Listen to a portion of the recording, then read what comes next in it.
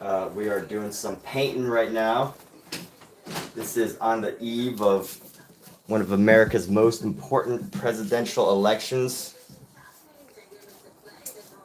And I am watching this election. So since I'm painting while I'm watching it, this is going to be distracted painting. It's going to be totally abstract, but we'll see where the world takes us. And I have to put this kitten in the bedroom because she loves to get up on the table. This kitten loves to get up. Why does you love to get up on the table when I paint, huh? Why do you love to get up on the table? Why do you want to get up on the table, you?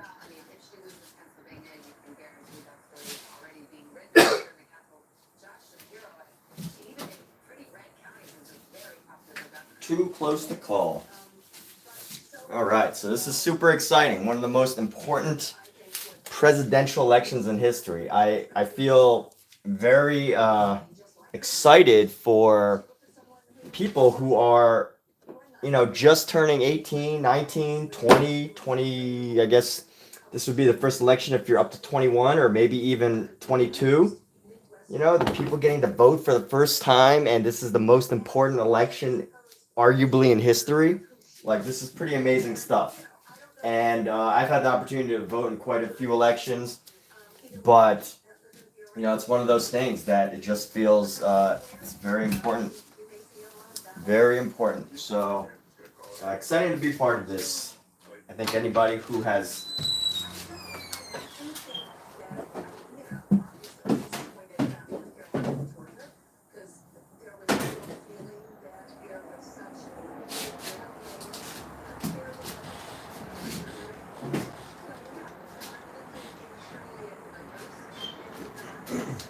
anybody who's of age to vote should be seriously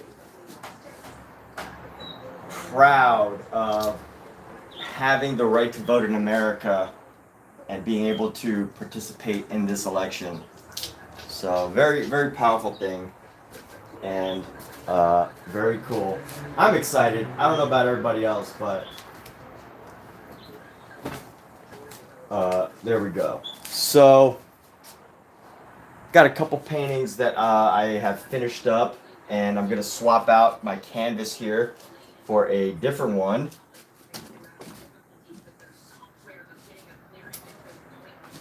There's already places talking about difficulties with their softwares, which I find interesting, but that's a pretty reasonable thing to happen. But seriously, I don't know where everybody's viewing from, but this is some exciting times, some really interesting things happening in the United States. So here we go. I'm gonna put this painting up for now. Finished it the other day. What's up, Omizu? How you doing? How you doing, bud? What's going on with you? I see you writing some heartfelt stories for Instagram. Very inspirational, sir. All right.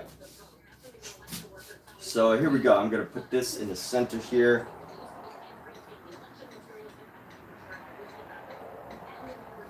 Pop this right down, bring this up a bit. Don't want to bring it too high because then I have to reach too high to paint, but just low enough to where, I don't have to there we go. That's about a good reach for me. And you know what? I'm gonna pop this forward a little bit. There we go.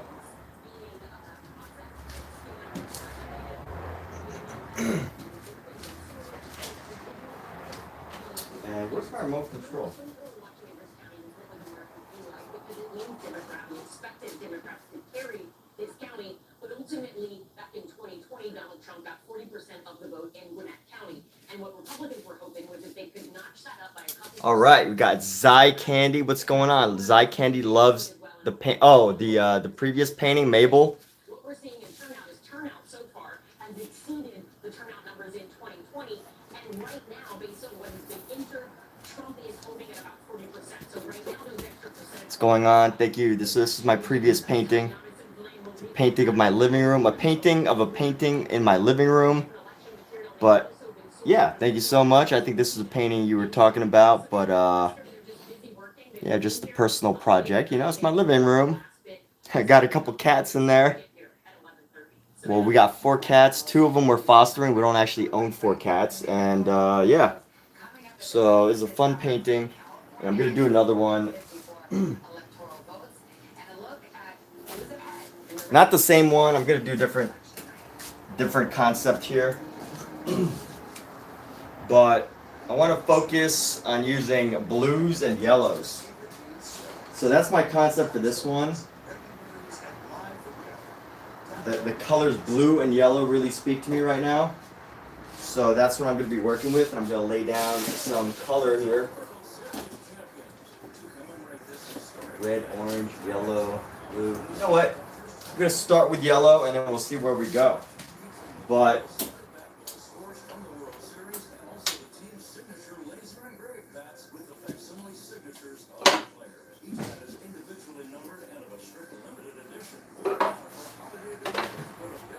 you know what I'm realizing? So this canvas is pretty big, and it's not gonna work if I just. It's not gonna work from this angle.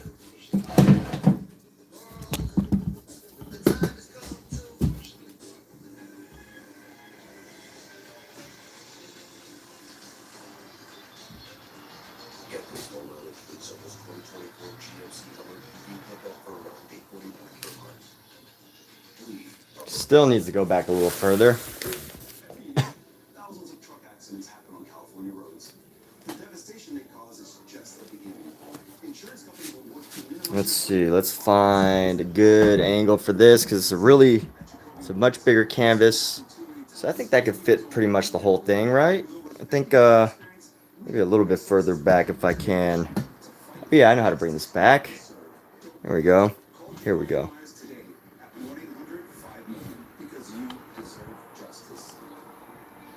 Is that better? Almost. Still adjusting because this is a much bigger canvas than usual, so I have to try to fit it in. There we go. All right. Kitty cat. Yes. Got a couple cats that we're fostering here. So if you live in the Los Angeles area, be sure to consider adopting.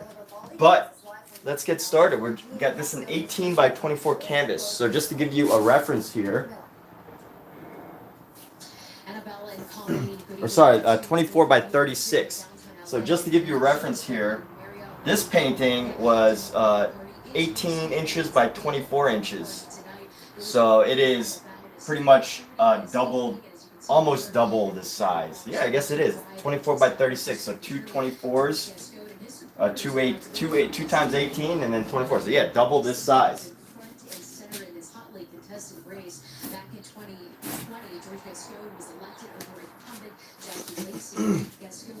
So here's what we're doing. It's going to be abstract. The death penalty and not charging mandatory sentencing enhancements.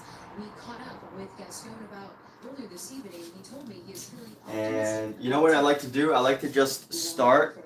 So these abstract paintings that I do, I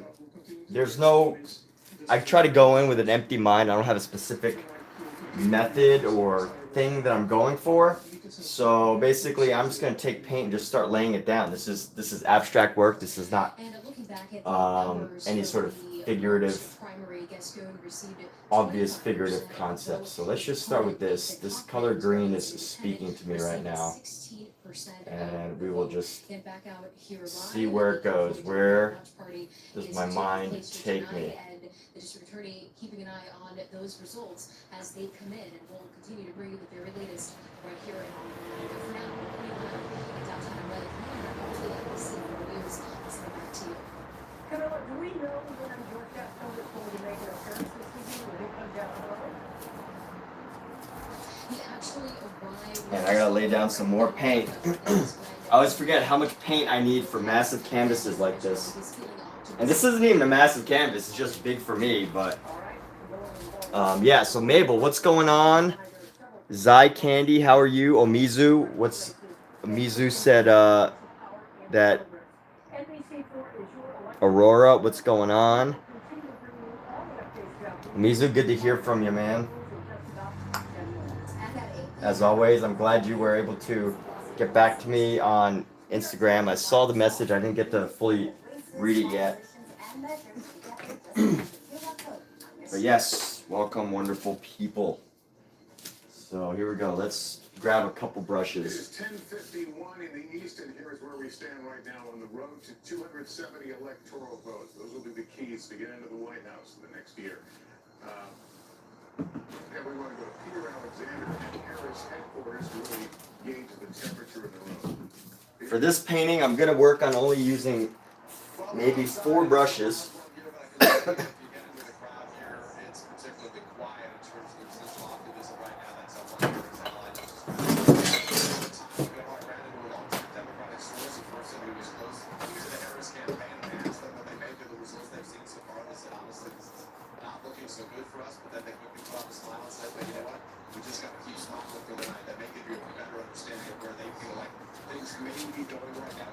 And yeah, so yeah, I'm only going to be using 4 brushes. I might use more, but you know, not necessarily wanting to limit myself right away. But I'm going to try to keep this. I like to challenge myself with different, lack of a better word, I like to keep myself busy with different. I like to put limitations on myself from which to work with in order to, I wouldn't necessarily call it challenging myself, but really changing up the way the art and artwork can appear. And that's my goal here. So let's grab some yellow with this. And what's going on? I'm seeing streaks of yellow here. That's going to be a tightrope that they have to still try to walk tonight. Buster, and Peter, we were just talking here, there's a sense that the polls were in fact right. Are they getting that sense that the polls are really reflecting what we're watching? Well, I mean, nationally, this is basically an evenly divided country, right? So the idea that our last poll showed at 49-49 is sort of the overall popular vote, that may be pretty close to where this thing ends up. But remember, for and really love seeing how this color just lays on here. So, if the country's evenly divided in terms of a popular vote, that may not be enough for the Democrats. Still a long way to go. Obviously, nobody here is leaving. We're still waiting here for the vice president. They recognize this may be not just a matter of hours, but days right now. And they're still hopeful. The people waiting in line, including on those college campuses. They point to campuses in Pennsylvania. And just to get different effects and techniques onto this. So this can all totally change here in a few moments as I build this up. Again, no necessary expectations of what this is going to look like. It's totally just feeling. And if you don't really enjoy abstract work and you think it's weird or unusual or it doesn't make sense or whatever, or waste of time or whatever, if you have those thoughts about abstract art, this is totally not the stream for you. All of the early vote, all of the mail-in vote is counted here in this warehouse. And here we go. Let's grab some blue right now. What happened is on these tabulators that we see, if you look closely at that red sticker there, they say that flat was not locked. The tabulator was the actual flat there that opens up was not completely locked. So what they did is they got a bipartisan group together. This guy wants to be a part of everything. What's a good noise that I can make to keep a kitten away? Psst, go. Psst, hey, bah, bah, get down. What's this guy doing? You just gotta. He just wants me to hold him or something. Dude.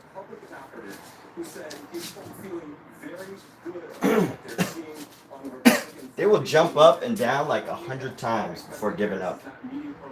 They are never give up types of animals here. Is not meaning what the Democrats should be getting in this area of the state, but When you look at the amount of vote that's here, we know there's about 107,000 ballots that have yet to be counted, and we're still hours away from that being sent over to the county for the public to see. So it's expected to be a long night of counting here in Milwaukee. It's gonna be a long night counting in Milwaukee. Let's do it. Gosh. Dang.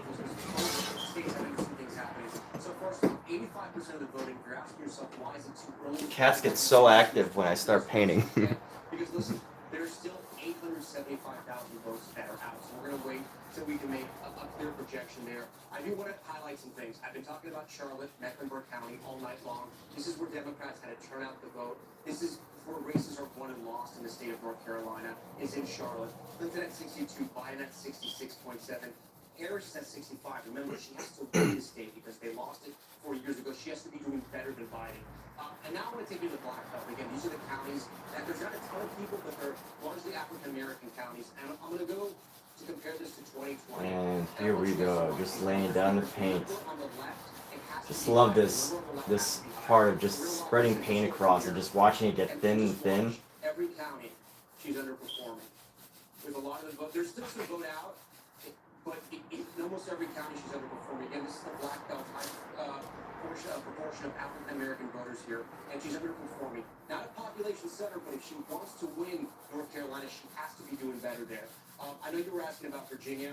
Savannah, let's take a look at Virginia. We haven't called Virginia yet, you know, and if we just to give you context, the last two elections. And let's see, what do we do next? About 4 percentage points, 4 or 5 percentage points. In 2020, Biden grew that lead much more. It was about 10 points there. Tonight, here's where it's at. 77% of the votes in. There's about a 2% spread. I'm being told by our politics desk, a lot of the vote that is out is still in the Northern Virginia suburbs. This is the Democrats' sort of, there's no sweet spot. We're going to drive up the votes. Also, They're gonna drive up the votes, huh? Okay.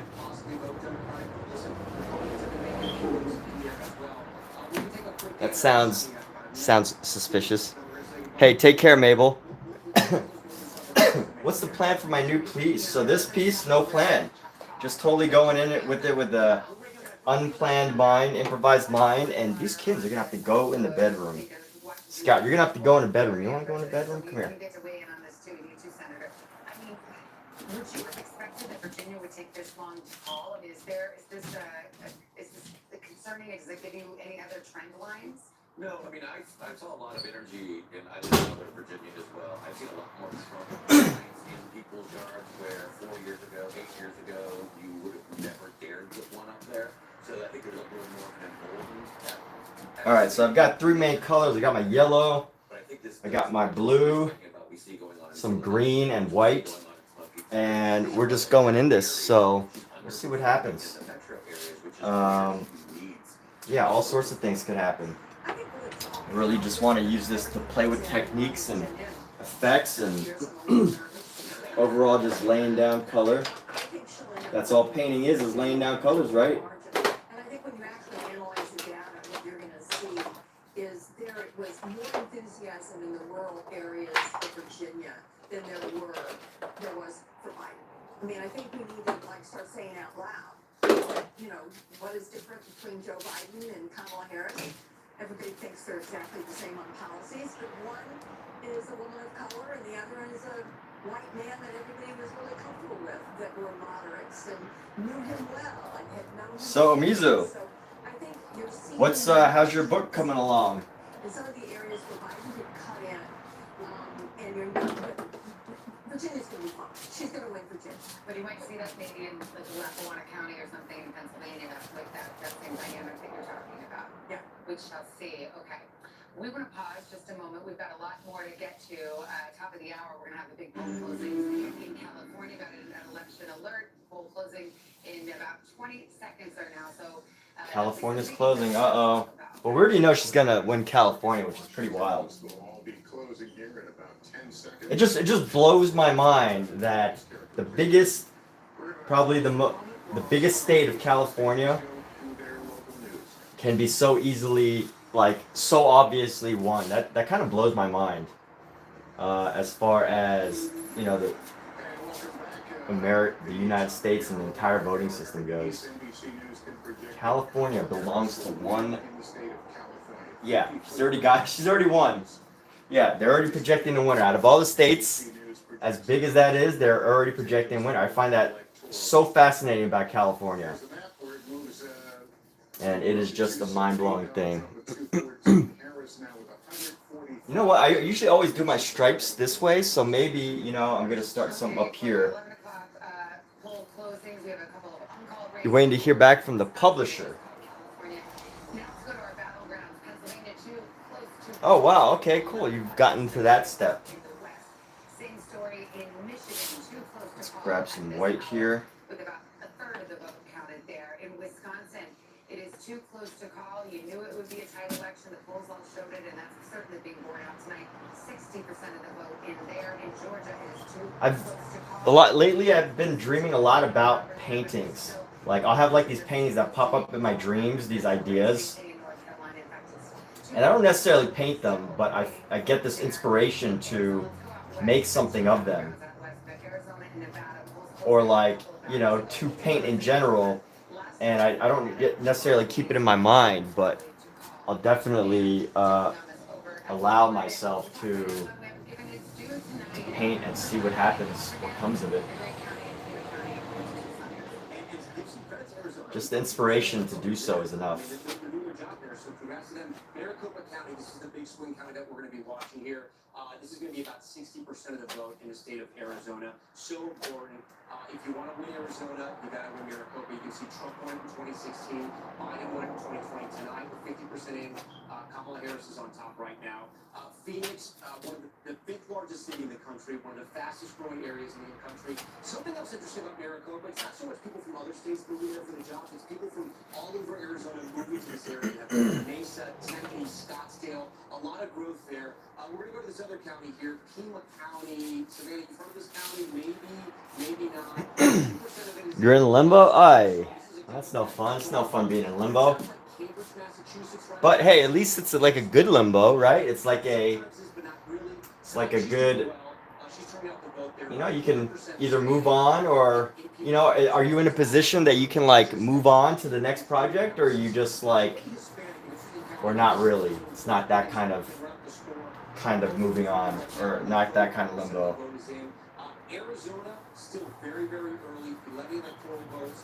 As we get information, we'll sort of dissect it and figure it out. It's going to be a while before we call Arizona, Savannah, as we know. All right, thank you, Tom. We got our panel. We got Chuck, we got Savannah Sellers over here. Chuck, what do you think of what we're seeing, what the trend lines are? There's a reason why there's anxiety in the Harris camp and growing enthusiasm and optimism. I mean, all the trend lines, this looks a lot more like 2016 to me than it does 2020. We're seeing, whether it's rural turnout surging up, we've had to up our projection of total turnout in Georgia than what we saw. And as we've been saying, and we've seen this, higher turnout was always going to be better for Trump. Not, you know, there's always been this pre-Trump era conventionalism used to be Democrats would perform better, but he has the sort of the occasional voter.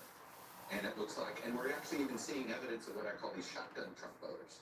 They come in, they vote Trump, and they leave. Because there's about 100,000 vote gap. I mean, the Democratic Senate candidates in the blue wall are all in better shape right now than Harris. And did Republicans trying to go with early voting and trying to glomming onto that, even though... All right, here we go. You're working on some of your own stuff. Very cool. 3 Trump elections. 1, he obsessively made sure people didn't vote early. 2, he didn't. 1 is at 16, and then it's this one. So you may be onto something, but I do think the biggest story is to expand the electorate. We used to have a ceiling of about 47, 48. That's not the case tonight. He expanded it another point or two.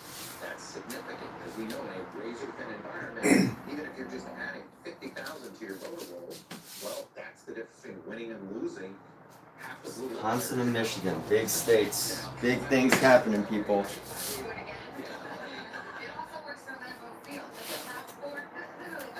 But yeah, so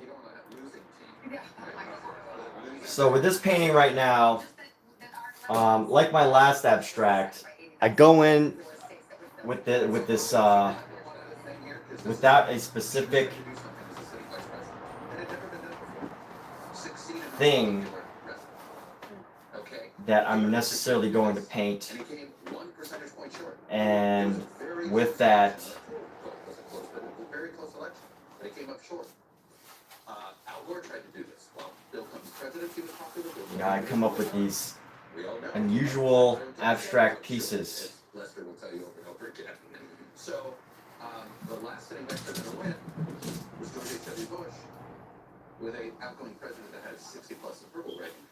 He's at 41%. I mean, that is, you are asking somebody to overperform in a way that we may find out was politically impossible. This sounds a little bit like a postmortem. By the way, I also had this other goal. So, oh, Adobe Fresco, that's like a mobile app, right? It's going to be like this. Like, their path is razor That's exactly what they're saying. There's this new memo that is out now from the Charlie Harris campaign that was sent to staffers obtained by our Monica Alba and our team that covers the Harris camp. And this is exactly the point, right? Which is why I wanted to jump in here on this. They say that the closeness of this race is what we prepared for all along. They still see data trickling from Sunbelt, but all along they knew it was going to be blue wall. I mean, listen, to a degree, of course, this is what they're going to say, but they say they think they're still feeling good about Pennsylvania, overperforming turnout in Philadelphia and some of these areas. In Michigan, they say there's still a lot of votes to come in. In Wisconsin, there's still a lot of votes remaining. General Dillon says in this memo, we've been saying for weeks this race may not be left. State of Oregon. NBC News projects that Kamala Harris will win in Oregon in Wilson County. Here's where there's the breakdown right now. 220,000 vote difference, 45% of the voting. But again, Kamala Harris is projected winner there. In our road to 270, you see it there on the screen. 214 for Donald Trump. Harris with 153. The big prizes, still no calls. We continue to wait. Interesting that memo is focusing on the blue wall. That's all that's saying they're not expecting a North Carolina victory or Georgia or. Those are two states. I'm just looking at this. I don't see either of those two states mentioned here. They do talk about Nevada and Arizona. It's going to be a bit, but the bottom line is they feel like this race is not going to come into focus until the early morning hours. The fascinating Till the thing- early morning hours. Uh-oh. Chuck says this feels like 2016. That's almost verbatim. A memo that we got in 2016 saying we're focused on the blue wall, everyone's focused on the blue wall, no one panic. And this, we have a lot more vote to count, so I want to be So very many more cautious votes to in count. saying this, but Yeah, I remember when I was like in elementary school, it wasn't until the next morning that I found out that I guess it was George Bush that beat Al Gore. That was pretty interesting. 2016, right? She Just remembering like what elections were happening in my childhood. To their credit, I mean, she was in Pennsylvania. Yeah, nothing happened until the morning. It's pretty fascinating. But you'd think it would be faster with new technology, but it has not. Some people will, if you lose Pennsylvania, there'll be a lot of. That's the only state. Right. That'll be the answer. But because Josh Shapiro is a very popular Democratic governor who was on the short list for vice president. All right, need some red. What are you reading? There's this whole area of like this green, blue, yellow, and it's very like warm, cool colors, but it needs some red. This is not just young voters, but that's 57% of these first-time voters are under the age of 30. They are breaking for Trump. That is a major reversal from 2020. 53% for Trump right now, 46% for Harris. Back in 2020, 64% went for Biden. Something that I've been tracking, and I've been even watching tonight on apps like TikTok, on apps like Instagram, when you just talk about like who's popular, who do people like. The Harris campaign had such a robust internal social media play. They had this team of 20-somethings. They had very little oversight. They were allowed to kind of post what they wanted, react in real time to trends, to the news cycle. We remember Brad Summer and the whole Brad They co-opted that immediately, exactly, which by the way is a compliment to say that. But for the former president, there wasn't so much going on internally. It was not as robust. He had this sort of grassroots organic catalog on TikTok. I've heard so many young people say to me in a positive way also, he is a meme. His things travel far. It's objectively funny when you see this information. So many young people, therefore, on these apps were served content straight from and straight about the former president. And we are hearing so much right now. I'm hearing that in lines in Arizona. Dottie was mentioning that earlier. It's so much. It was because I heard him on a podcast. It was because of this thing I saw on TikTok.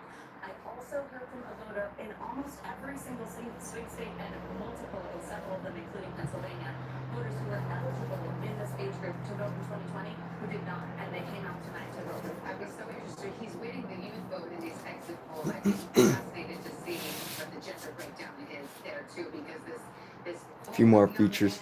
And that was a concerted Nice. effort by the Trump campaign and the Joe Rogan and the bro wave. Yeah, it's to be real. Okay, one who votes and one who's going to be voting next year. One in each gender, and I see it with their friends. You see it. It's real. This gap. This is not about Trump and Harris. There is a growing culture gap, if you will, between young men and young women. I have that It number is too, really if you good. want it, the gender gap on this first. Hey, Pookie. Harris, What are you doing? 36% first-time women. The gap is less there. Trump 46%, Come here. Harris 53%. Yeah, the young men turnout is real. Well, people who thought that young women would be voting in droves for Kamala Harris, especially because of reproductive rights, and that poll does not suggest that. It does, and this goes back to what Chuck has been saying, which is that the person who ultimately winds up winning this war of the sexes is the candidate who does a better job of appealing to the weaker gender for them, whoever is weaker for them. And so we've seen Trump not only clearly energize, drive up young men of various different racial backdrops, but All right. also chip away at Vice President Harris's lead. I mean, her lead among women continues to be, based on what we're seeing so far, less than his lead with men. And something I need to do, I usually work on, is alluded to here on the table, the doing my best to education not gap is have, also like, becoming this such an interesting storyline here. specific- Chuck talks about kind of a realignment in this moment and where we are. That's another thing. to be specific watching. image goal, Again, it is 11:11 Eastern time. and allowing the painting to just evolve in itself without using too many like rules or anything like that. Yeah, too close to call right now. Total top 50%. The difference is 39,000. Remember, the last two elections in Wisconsin, presidential elections, 20,000 votes. What's the difference between both candidates here? Pookie, if you come over here, I'm gonna put you in a room again. Wisconsin, Dane County. This is also the site of the University of Wisconsin as well. 92% of the voting. Harris doing a little better than when we last checked in with her, but again, she's slightly underperforming Biden. She still has time to catch up. There's still 8% of the vote that's out. We actually know exactly how much of the Stay vote. down. About 30,000 votes remain there. So maybe she picks up. Stay off the table. I also want to talk about Milwaukee. This is the biggest population center in the entire state of Wisconsin. Right now, 54% of the vote is in, so a lot of that vote is still out. It's probably going to be a little bit later until we can call Milwaukee by itself. Biden was at 69. She's down about 2 to 3 points. Again, this would be concerning for Democrats. But look, there's still a lot of vote out in Milwaukee. Door County, if you've been following the presidential race at all, everyone's been talking about Door County in Wisconsin. It's this peninsula that shoots out to Lake Michigan. The last 6 statewide elections, presidential elections, I should say, they picked a winner. This is a good sign for Kamala Harris. She's on top there, overperforming Biden just slightly. 95% of the vote is in. Again, if you bring it out to the past elections, it almost always picks the winner in the state of Wisconsin. So that's a good sign for her because it's a bellwether. I do want to check in some of these Democratic strongholds. Eau Claire, 92% in, performing at the same level as Biden. That's good news for her. She wants to keep it there. We don't have any You know what? I definitely need some black. Another Democratic stronghold. I will place some black somewhere. 53, she's 55, I should say. She's slightly underperforming. So listen, still a lot of votes. Let me see how much votes still out. Still about 40% of the They vote. constantly say she's underperforming.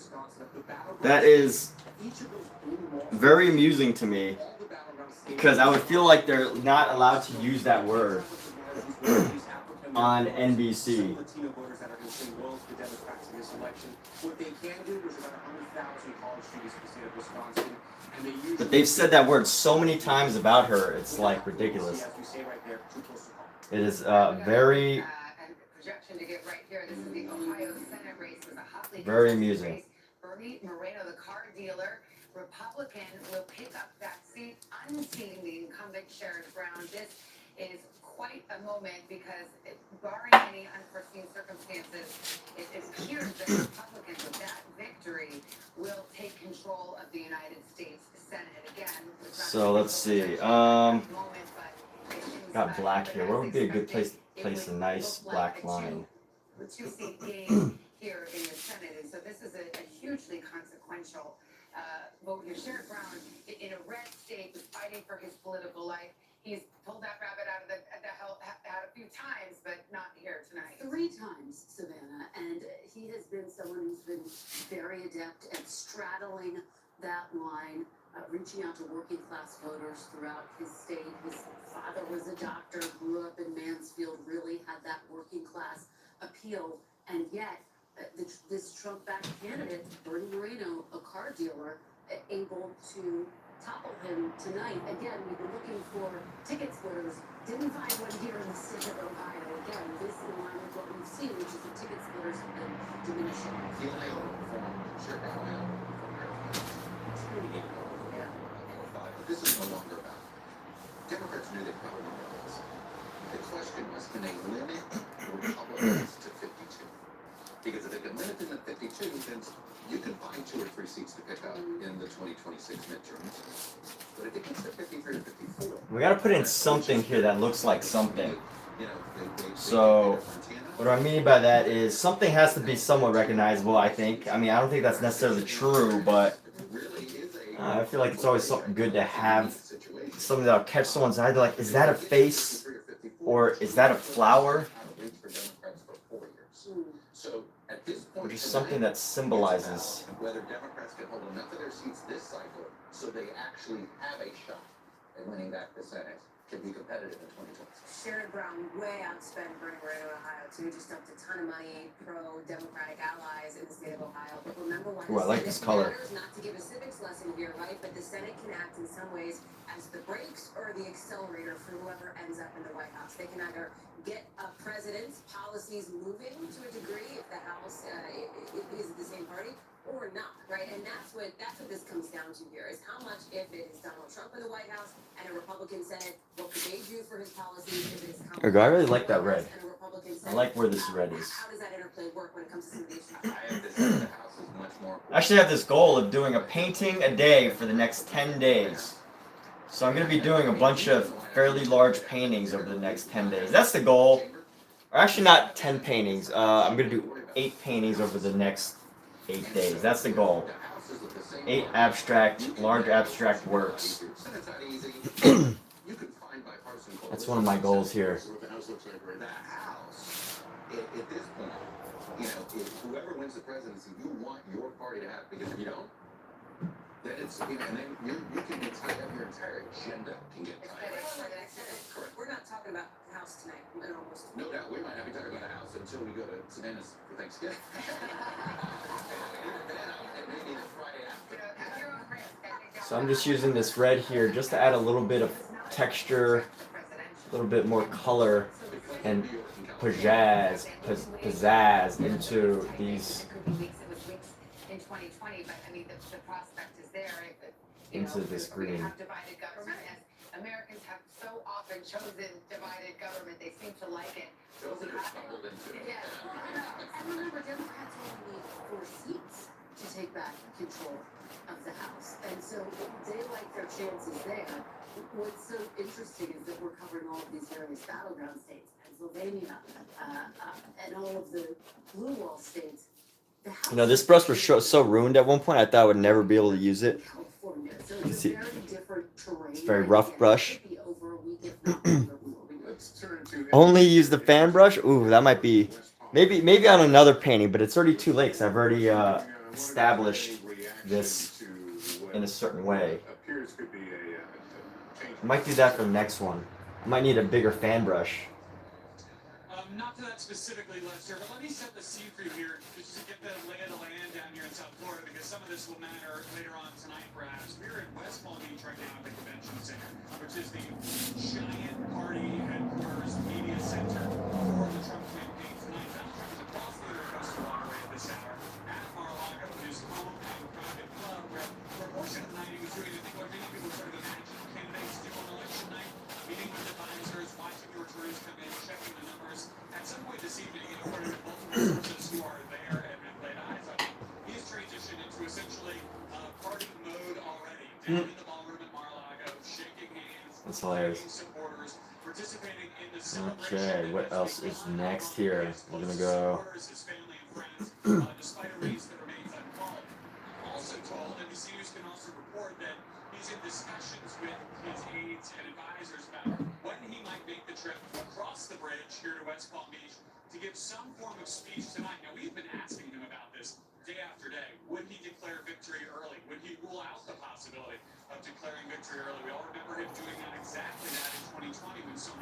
vote remained to be counted. He has refused to take an early declaration of victory off the table, and it's our understanding now that conversations are underway for him to make some kind of address here tonight, regardless of where we are on the path to 270 votes. All right, Garrett, thank you so much. And we're joined now by podcast host John Lovett and Dan. John Lovett. Veterans, I believe we have them right now. Oh, not yet. We're going to go to they're coming up. I mean, see, look here, Alexander, get that view from the Harris headquarters. It sounds like Donald Trump is talking about coming out and saying something. What are you hearing from the Harris campaign? Yeah, well, I always defer to the Pod Save America guys. If they want to go, you let me know when they're ready. But we are waiting to hear, of course, from the Harris and someone over the course of this evening. No indication of that would happen. Some early indications it might happen in the course of this hour. No confirmation on that at this time. We'll keep you posted as we know. I will tell you, over the course of the last 15 minutes, when NBC News did obtain a memo that was sent out by the chair of the Harris campaign, O'Malley Dillon, the woman who orchestrated Joe Biden's victory in 2020. This was sent to staff, and it gives you a sense of where they are heading into this evening.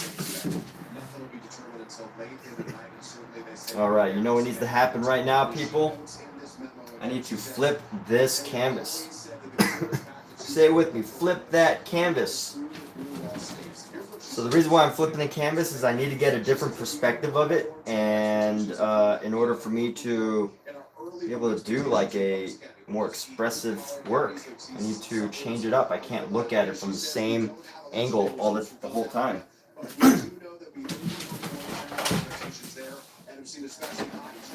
In places with non-white and student populations. One thing they're keeping a close eye on right now.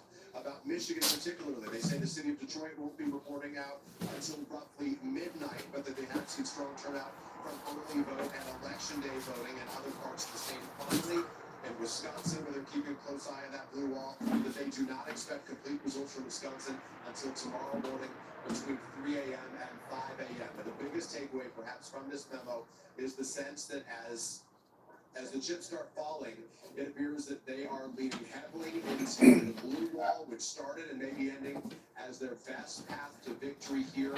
In spite of some numbers that show they still have some ground to make. All right, flipped it around, and now it's time to get this from a different angle. See what comes of it. You never know. You never know what might come of it.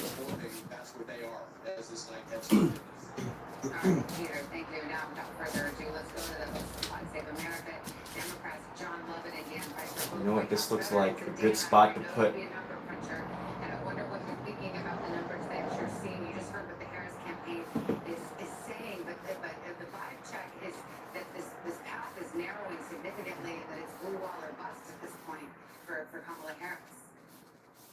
Yeah, that seems right. And when you look at the numbers, it's very clear that Trump is overperforming in rural counties, and Harris is performing in suburban counties. And what is going to be the deciding factor here is primarily going to be what is the turnout and the vote margins coming out of Milwaukee, Philadelphia, and Detroit. And if they are what we think they are, then she has a very clear, albeit narrow, clear path through the next president of the United States. Let me ask you about what we've been observing. Young voters, particularly male voters, who seem to be breaking for Trump and in fact winning the youth vote according to our exit polls. Does that surprise you? What's your take on that dynamic? That would be surprising. I think that's another reason to drink. Ah. But I do think that I think it's pretty I think it's and that's fine. I think it's pretty early to be drawing conclusions based on the exits and trying to figure out what happened with specific demographics. I think where we're at is this was always going to be close. It is close right now. I think there was some hope based on vibes that perhaps this wouldn't be as close based on some late polling and some late momentum and a terrible event at Madison Square Garden. Could we hope that maybe this night wouldn't be as long? And the answer is no. The polls largely were showing a very tight race, and that's what we're kind of living through. Yeah, I'm trying to totally keep. I mean, I can't say I'm trying to totally keep ideas from popping in. I don't like. No matter what, ideas are popping in.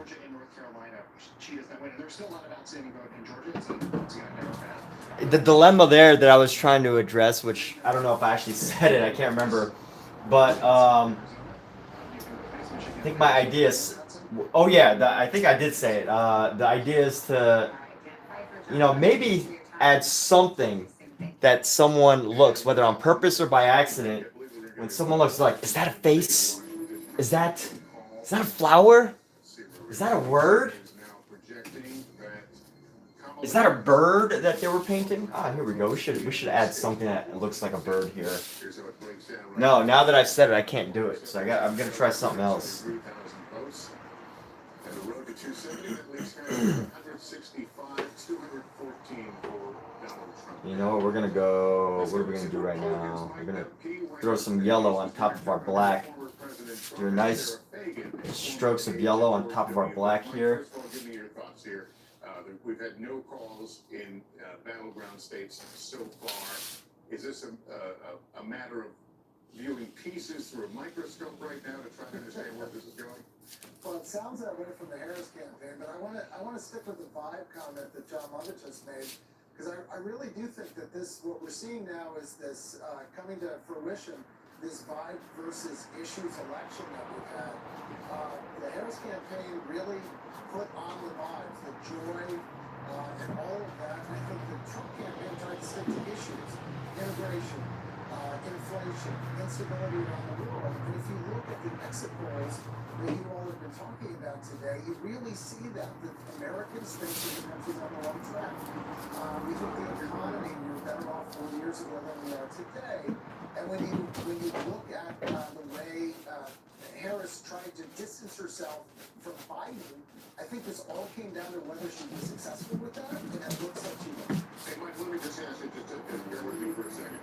Grab a chunk of this white, using more of our fan brush here.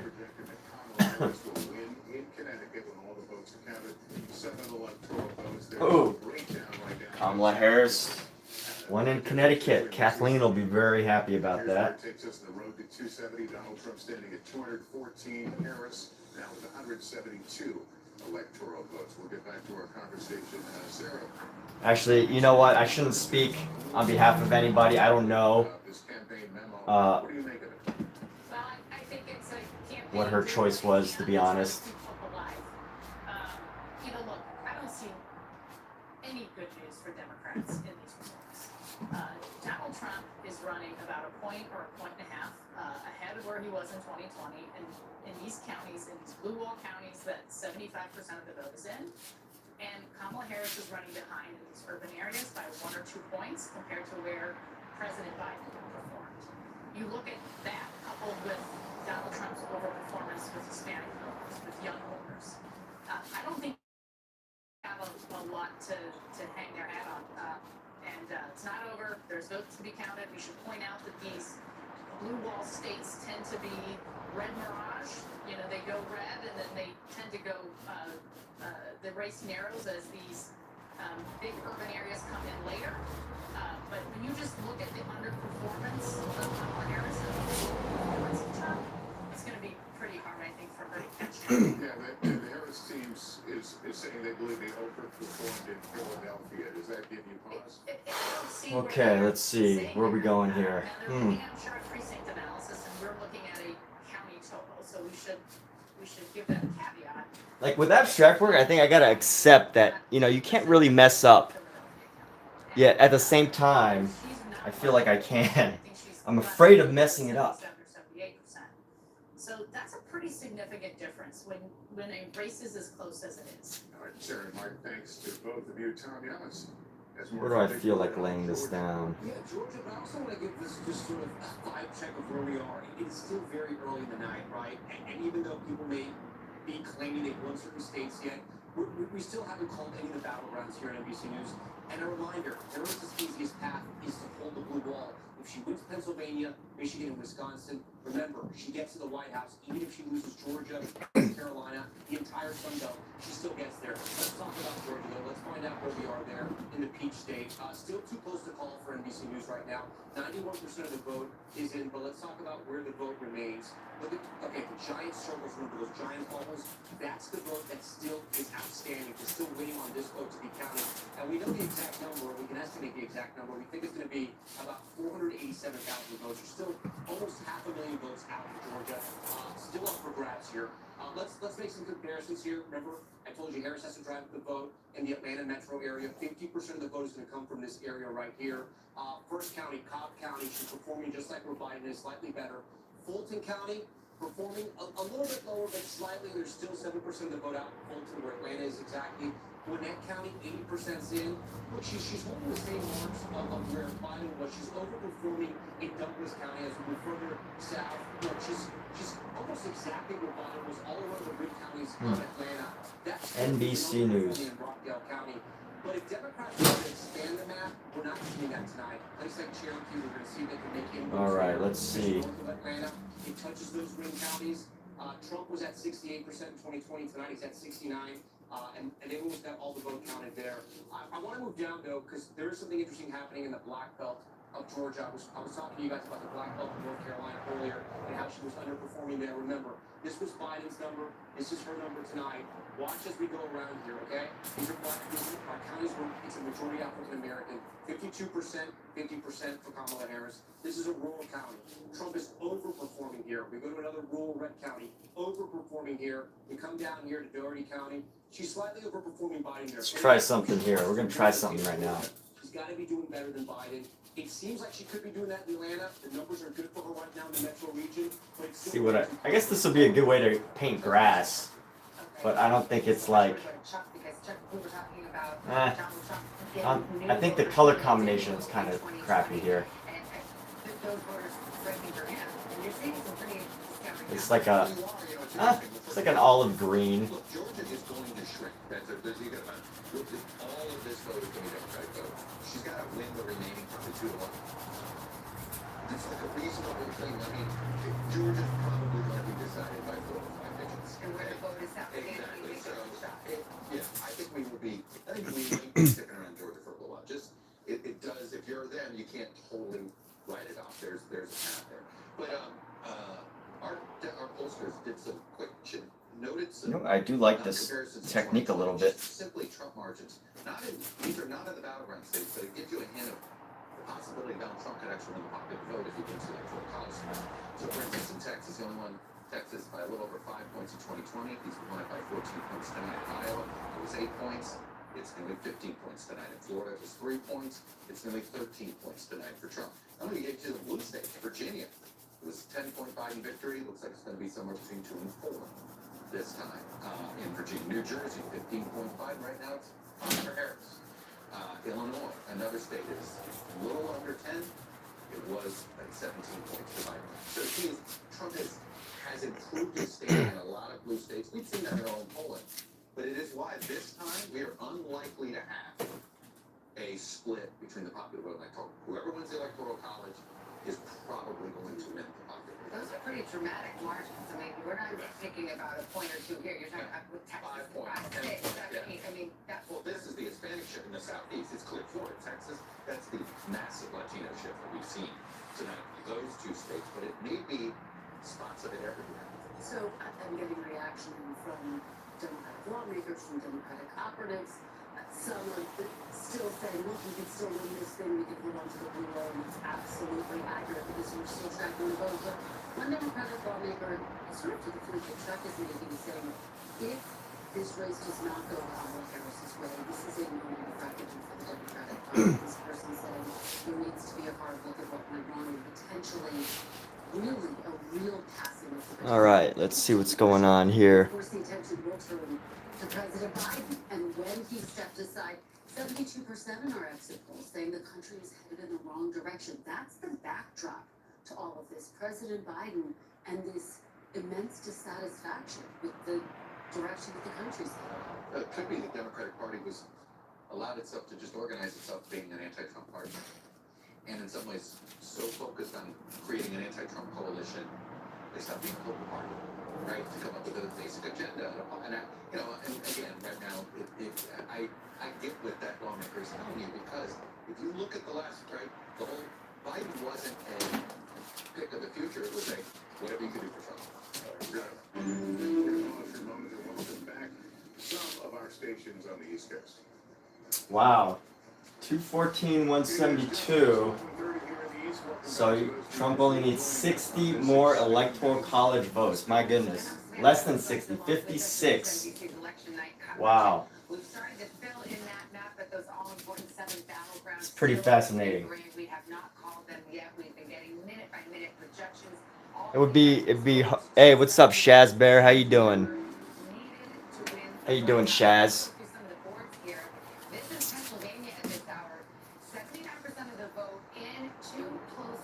Oh my goodness. Oh, this election is better than sports, to be honest, people.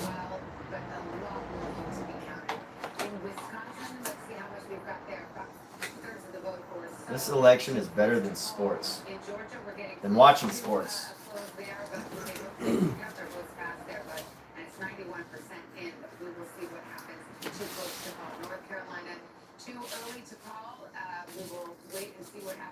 But anyway, we're going. Been a minute. Is that painting meant to do something with the election? So this painting doesn't have to do with the election specifically. It is not related to the election, except for the fact that I'm watching the election. It's on in the background. You might be able to hear some stuff.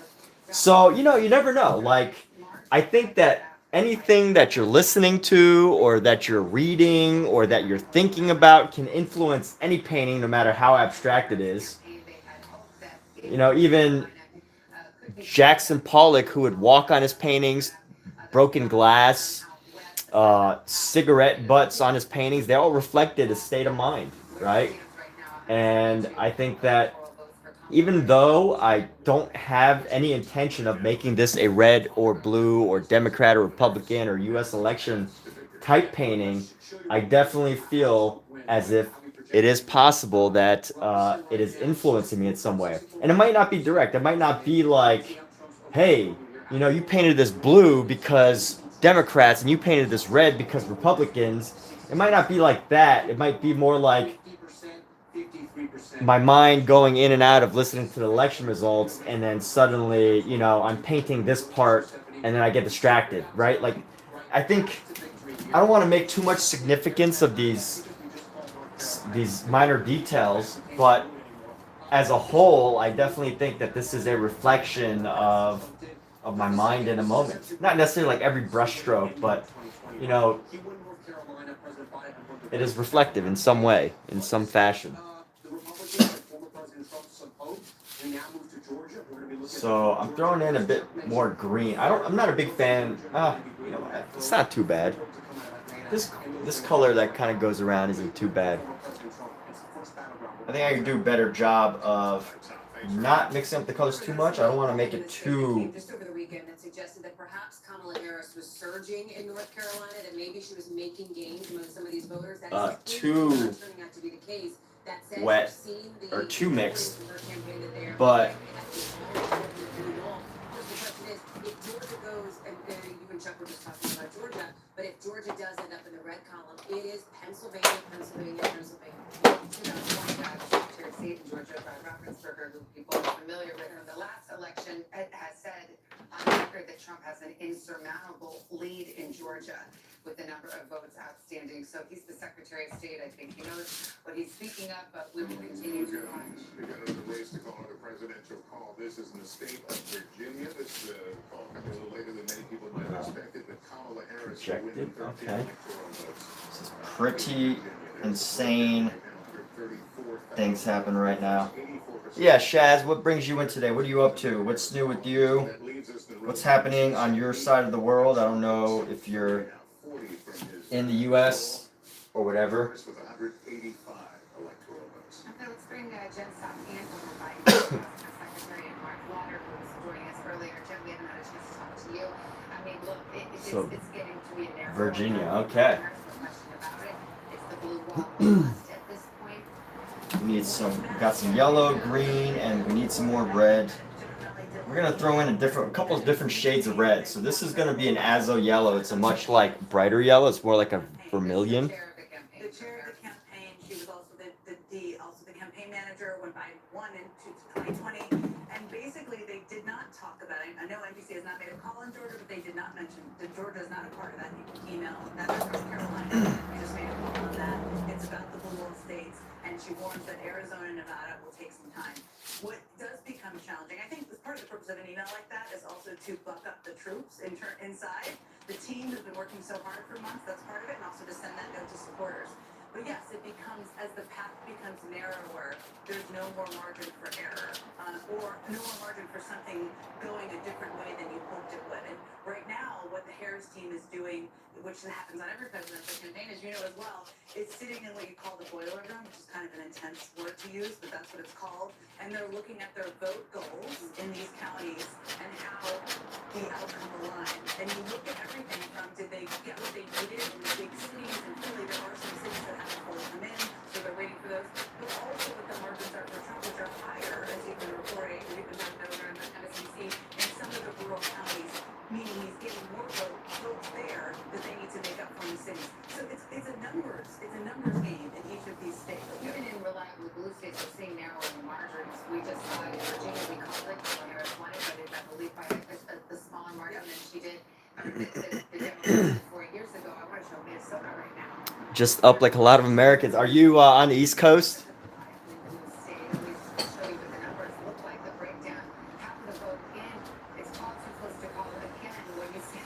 By the way, all Americans, left or right, red or blue, or Democrat, Republican, whatever, lefty, righty, upside down or downside up, you are totally welcome here. Everybody is welcome. I have no. I really like how this is coming out right here. This little section right here of just this slowly scraping this green in on top of this like olive color. I like it. It's like creating this like very interesting flattened texture. Let me use a little bit of my left hand here. How can this be in time? What's your answer? I've asked the same question. I think obviously, right, obviously with the economy, with the 2/3 of the American people that the immigration, all of the issues in general, very wonderful. would suggest that this would be a runoff for the Republican or for the non-party in power. I think there's obviously a lot of. If any other Republican were on a ticket, you'd have much greater margins in terms of a Republican victory. That's difficult to answer because Donald Trump brings out such a passionate base where you might have a problem getting that overperformance in rural areas because he is so animating, especially on the right now. He's equally animating on the left, which turns out that We might get suburban women on the side of it. Correct.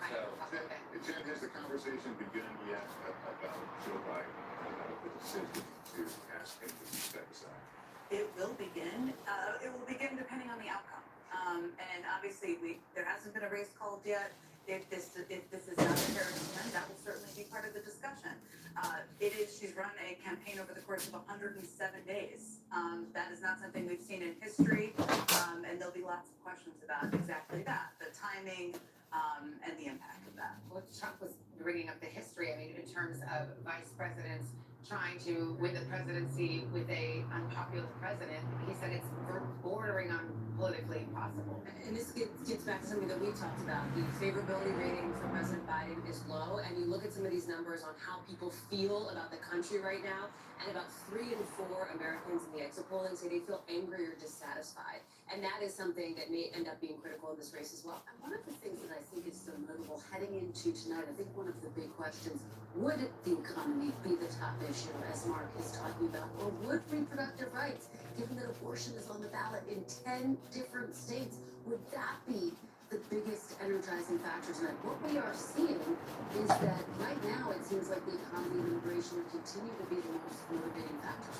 No one was interested to see that because we did see, especially using Florida as the example, it was not close in Florida, whether it's the presidential level or with the Senate, but at the same time they're sending Rick Scott and Donald Trump. Obviously, they barely defeated a constitutional amendment on abortion, so they almost, like we do, voting with Senate and Congress president.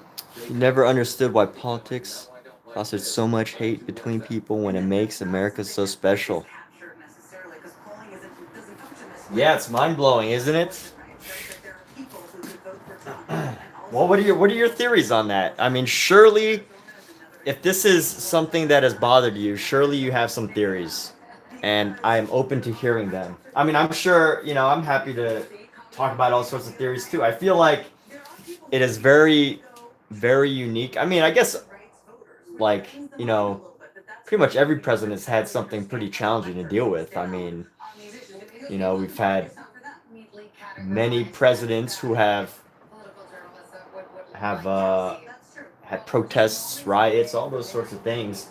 But I also think it's unique in these past 10 years since Obama, just the idea of social media. I mean, all of this spread so fast. Every piece of information, every word spoken spreads so fast. Whereas prior to that, I mean, you literally could only watch what you saw on TV. And, everything was under super tight control. Not everything, but a lot of things. And, I definitely think that contributes to it. Just to add to the conversation, but I'm totally open to hearing what your theories are, Shaz. But I think that's definitely one of them. And it's definitely.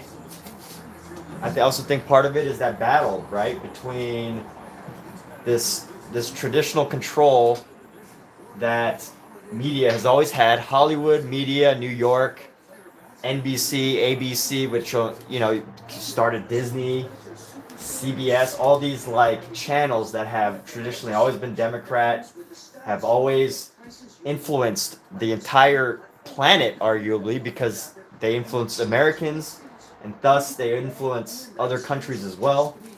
They've all had so much power for so many years that now I think it's becoming more revealed as to how I guess affected they were by it. Where once they could say things, and you would either watch the news and disagree amongst your friends while you were talking about it, and you would probably vote or not vote. But now it's like, hey, social media, this celebrity is endorsing this person, this celebrity is endorsing that person, this person has a conspiracy theory, this person found some information that they never heard of, and like there's just so many things that makes it so easy to rile people up, that is totally unfounded in even human history, I guess, right? Minute by minute, we're watching not just the presidential race, but of course, we're watching the balance of power of the United States. That is a little ramble, but hey, if you've got any thoughts on that, I think that's probably one of the biggest is this that we're just now really getting to understand this like massive transition from any news channel being able to control the narrative to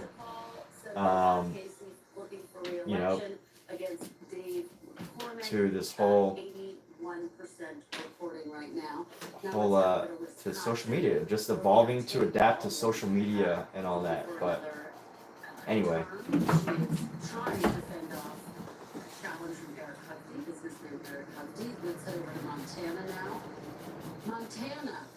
Michigan. We're going to Michigan first. Alyssa Slotkin trying to win the Senate seat against Mike Rogers.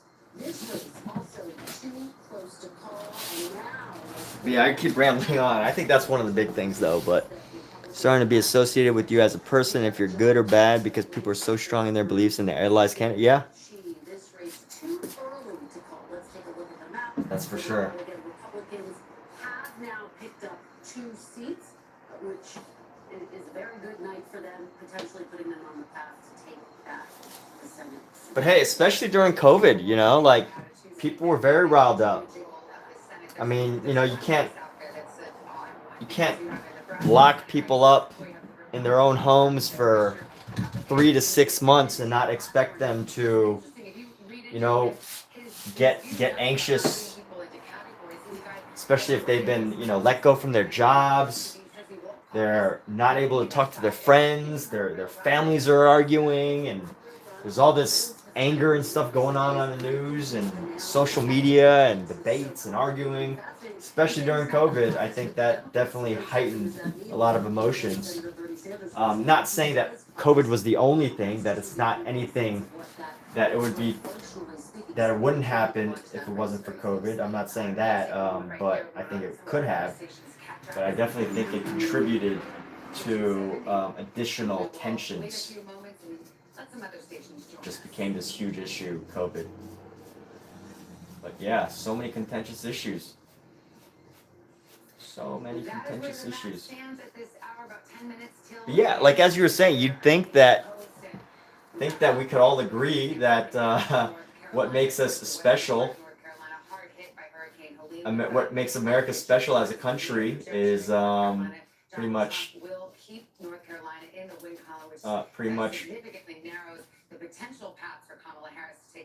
also causing a lot of dissent and tension. But hey,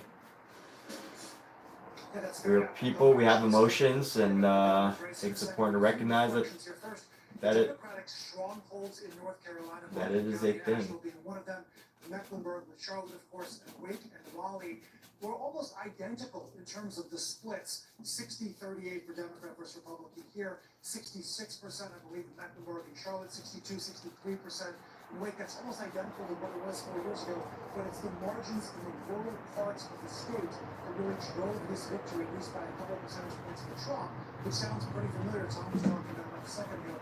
That's not one. Thought two is the Democratic race, the governor's race, there was a lot of thoughts about split tickets and whether Mark Robinson potentially dragging down. You should start getting ready for it. Hey, take care, Shaz. Good to. Nice of you to join in here.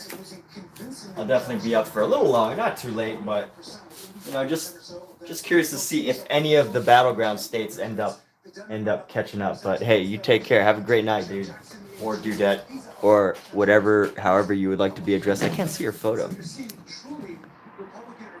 Shaz. I'll just call you Shaz rather than anything else. So we're seeing that sort of as a microcosm of this overall picture. And then lastly, you have roughly 37% of the electorate in North Carolina that is unassigned, right? Not Democratic, not Republican. Democrats, registered Democrats in the state have gone down about 80,000 or so, I believe, votes from the previous election. Republicans had gained 100,000 plus registered voters, but the reality here is now 400,000 new unaffiliated voters, and we're wondering, where will they fall? What is the fault line going to be for those folks, especially these hundreds of thousands that are moving in from out of state? North Carolina being the third most amount of people post-pandemic after Texas and Florida. How will they play out, especially in the suburbs of these large Democratic cities, by and large? And what we're finding out right now is that the excerpts did really lean more Trump, and that a lot of these folks in the unidentified category were going more red than blue, at least in this election. That's what the early results appear to show. So. All right, Sandra, in Nashville for us. Thank you. Let's go over to Tom Numbers, who's looking at Minnesota. We were just talking about Governor Walz, the sitting governor, on the top of the ticket here, and it's too close to call. Too close to call right now. Democrats, though, are okay with this margin right now. 50% of the vote is still out. This is how it ended up in 2020. You can see Harris is performing slightly. Biden right here. I wanted to look at Minneapolis, Hennepin County. This is the largest county in all of Minnesota. She's doing fine. She's tracking just like Biden did. So this is not really a worry for them. I did want to show you something, though. Blue Earth County, okay? So this is a county that Trump is on top right now. Biden won in 2020. Why do I want to show you Blue Earth County? Well, besides having the coolest name in the entire country for a county, this is where Governor Tim Walz is from. This is where he taught with his wife. This is where Coach Walz is from. Right now, Republicans are winning his county. It just goes to show when you talk about how Trump may or may not win this election, he's driving up votes in rural areas. I'll show you another one, Stearns County, which actually has a large Somali American population. 95% of the vote in, he's overperforming there. So again, Minnesota, it doesn't look like it's in trouble for Democrats right now. So 50% of the vote is out. But when we look at those rural counties, he's overperforming even in a place where Governor Tim Walz is from. Guys? All right, Tom, thanks very much. Let's bring in NBC's Blaine Alexander, who is in the Atlanta area tonight with some developing news. Yeah, we have heard some notable remarks from the Georgia Secretary of State, Brad Raffensperger, concerning the race here in Georgia. Now, before I say them, I want to make it clear, NBC News is still characterizing Georgia as too close to call, but I want to let you know what Raffensperger said not too long ago in a news conference. He said that he believes, looking at the numbers, Donald J. Trump has a, quote, insurmountable lead with the number of votes outstanding. He later goes on to say, it looks like this is pretty much done, and then says, quote, I think the results are pretty well baked in based on where the rooms are right now. He's talking about the state of Georgia. Now again, NBC News is still characterizing this as too close to call, but we're talking with Brad Raffensperger. Of course, he is in the control center in his Secretary of State's office, watching those results come in, watching the numbers, and also where those votes are coming in as well. Now, I spent the evening talking to some of my Republican sources around the state, and I asked them the question. I said, you know, one, how are they feeling? They were all optimistic, but I said, if there is a lead from Donald Trump winning here in Georgia, what would be different from 2020? Of course, we all know that Georgia kind of shocked so many people around the country 4 years ago by flipping blue and helping send Joe Biden to the White House. But they said, again, across the board this time, that it was the push toward early voting by Republicans that they believe has really made a difference in the Peach State this time around. You remember 4 years ago, Donald Trump was really waving people off from voting early, telling people on election day. This time we've seen a very different message. His surrogates have been preaching a very different message. Even Governor Brian Kemp and other top Republicans in the state have been pushing that early voting message. When I spoke with one Republican source earlier tonight, he said, looking at early voting, he was optimistic. Also, the fact that Republicans tend to turn out more on election day, he was feeling good about the way things were going here in the state as well. So, several sources telling me they believe that early voting did make a difference, guys. All right, Blaine Alexander, thanks very much. I was going down as we bring the panel back up. Side is really feeling empty. From the exit polls, immigration was number 4. That's right, and that was Donald Trump's closing message, right? I mean, it was his message since he's been in the race. Think about his biggest day one policy priority, mass deportations. He's talked again and again with very few specifics on how that would be implemented about deporting people who have come into this country illegally here. It's always been a big issue for him, dating back something like 8 years now, 4th on the exit poll list. But look what was up there at number 2. The economy. And remember, just because a candidate were to win on Cookie, the go. issue, which this year, Can't be here. based on the exit polls now, the state of democracy doesn't mean we're going to win overall. Instead, democracy is complicated as the top issue because Republicans You must have go. different ways. Yeah, I think both sides think there's a threat to democracy for different reasons. We go over to the amazing over there, right? But it's interesting. The Secretary of State, Brad Raffensperger, a Republican, but who has certainly shown his independence, saying that Trump has an insurmountable lead. I believe you and Chuck have said there's still some vote out there. It's not over yet. Right. I'm going to give you point counterpoint. First off, let's see where that remaining vote is so far. Again, the giant bubbles, that's where the vote still needs to be counted. It's all over the Atlanta metro region. This is where Democrats are going to run up the score. This is where their base is, where they've been able to expand. So I'm going to click on a county here, like Cobb County. I'm going to bring it out to compare to Joe Biden in 2020. Remember, she wants to perform over or out where Biden is right now to kind of see where her watermarks are. I'm going to highlight this so you guys can see the numbers to follow. Remember, on the left-hand side, she wants to be at where he is or higher. So let's see where we're at here. Fulton County, 71-72, slightly under. We move over to Gwinnett, a little bit under, 73. She's overperforming in Rockdale County. We come to DeKalb here, a little bit under. We come over to Douglas County. She's overperforming. But here's the flip side of all this. Let's throw a dart to the east side of Georgia. Throwing a dart. Pick a random county. Look how Trump's overperforming. 68% to 71. Again, I'm going to just touch random counties here. 65, 69. These aren't big counties, but any county I touch, he's going to, except for that. Any other county I touch, he flipped it. Actually, this is. Any county You know what I find interesting is living in Los Angeles and experiencing this election, because living in Los Angeles, you can definitely, I don't know, what state everybody's from or what city, but living in Los Angeles is definitely one of those cities where you can feel the huge amount of tension that occurs that's happening happening because of politics, from politics, whatever. The massive deal of what it means if you're a Democrat or Republican. I don't think it's the same in every state. Um, The state of Hawaii that Kamala Harris will win those 4 electoral votes in Hawaii. That's the only poll closing at the because this is such a blue state, it blows my mind. Like there's maybe 100 Harris wall signs for every 2. There's 50 Harris wall signs for every 1 Trump Vance sign. And I find that absolutely fascinating because I've lived in other states. I've lived in Florida, I've lived in Arkansas, I lived in, Northern California. I've been to other states before, and I'm just totally fascinated about how one state that's so influential could be so just one-sided. And it's not even just like where you see on people's lawns, but conversations. It's fascinating to me just how how one-sided most conversations tied to politics is here.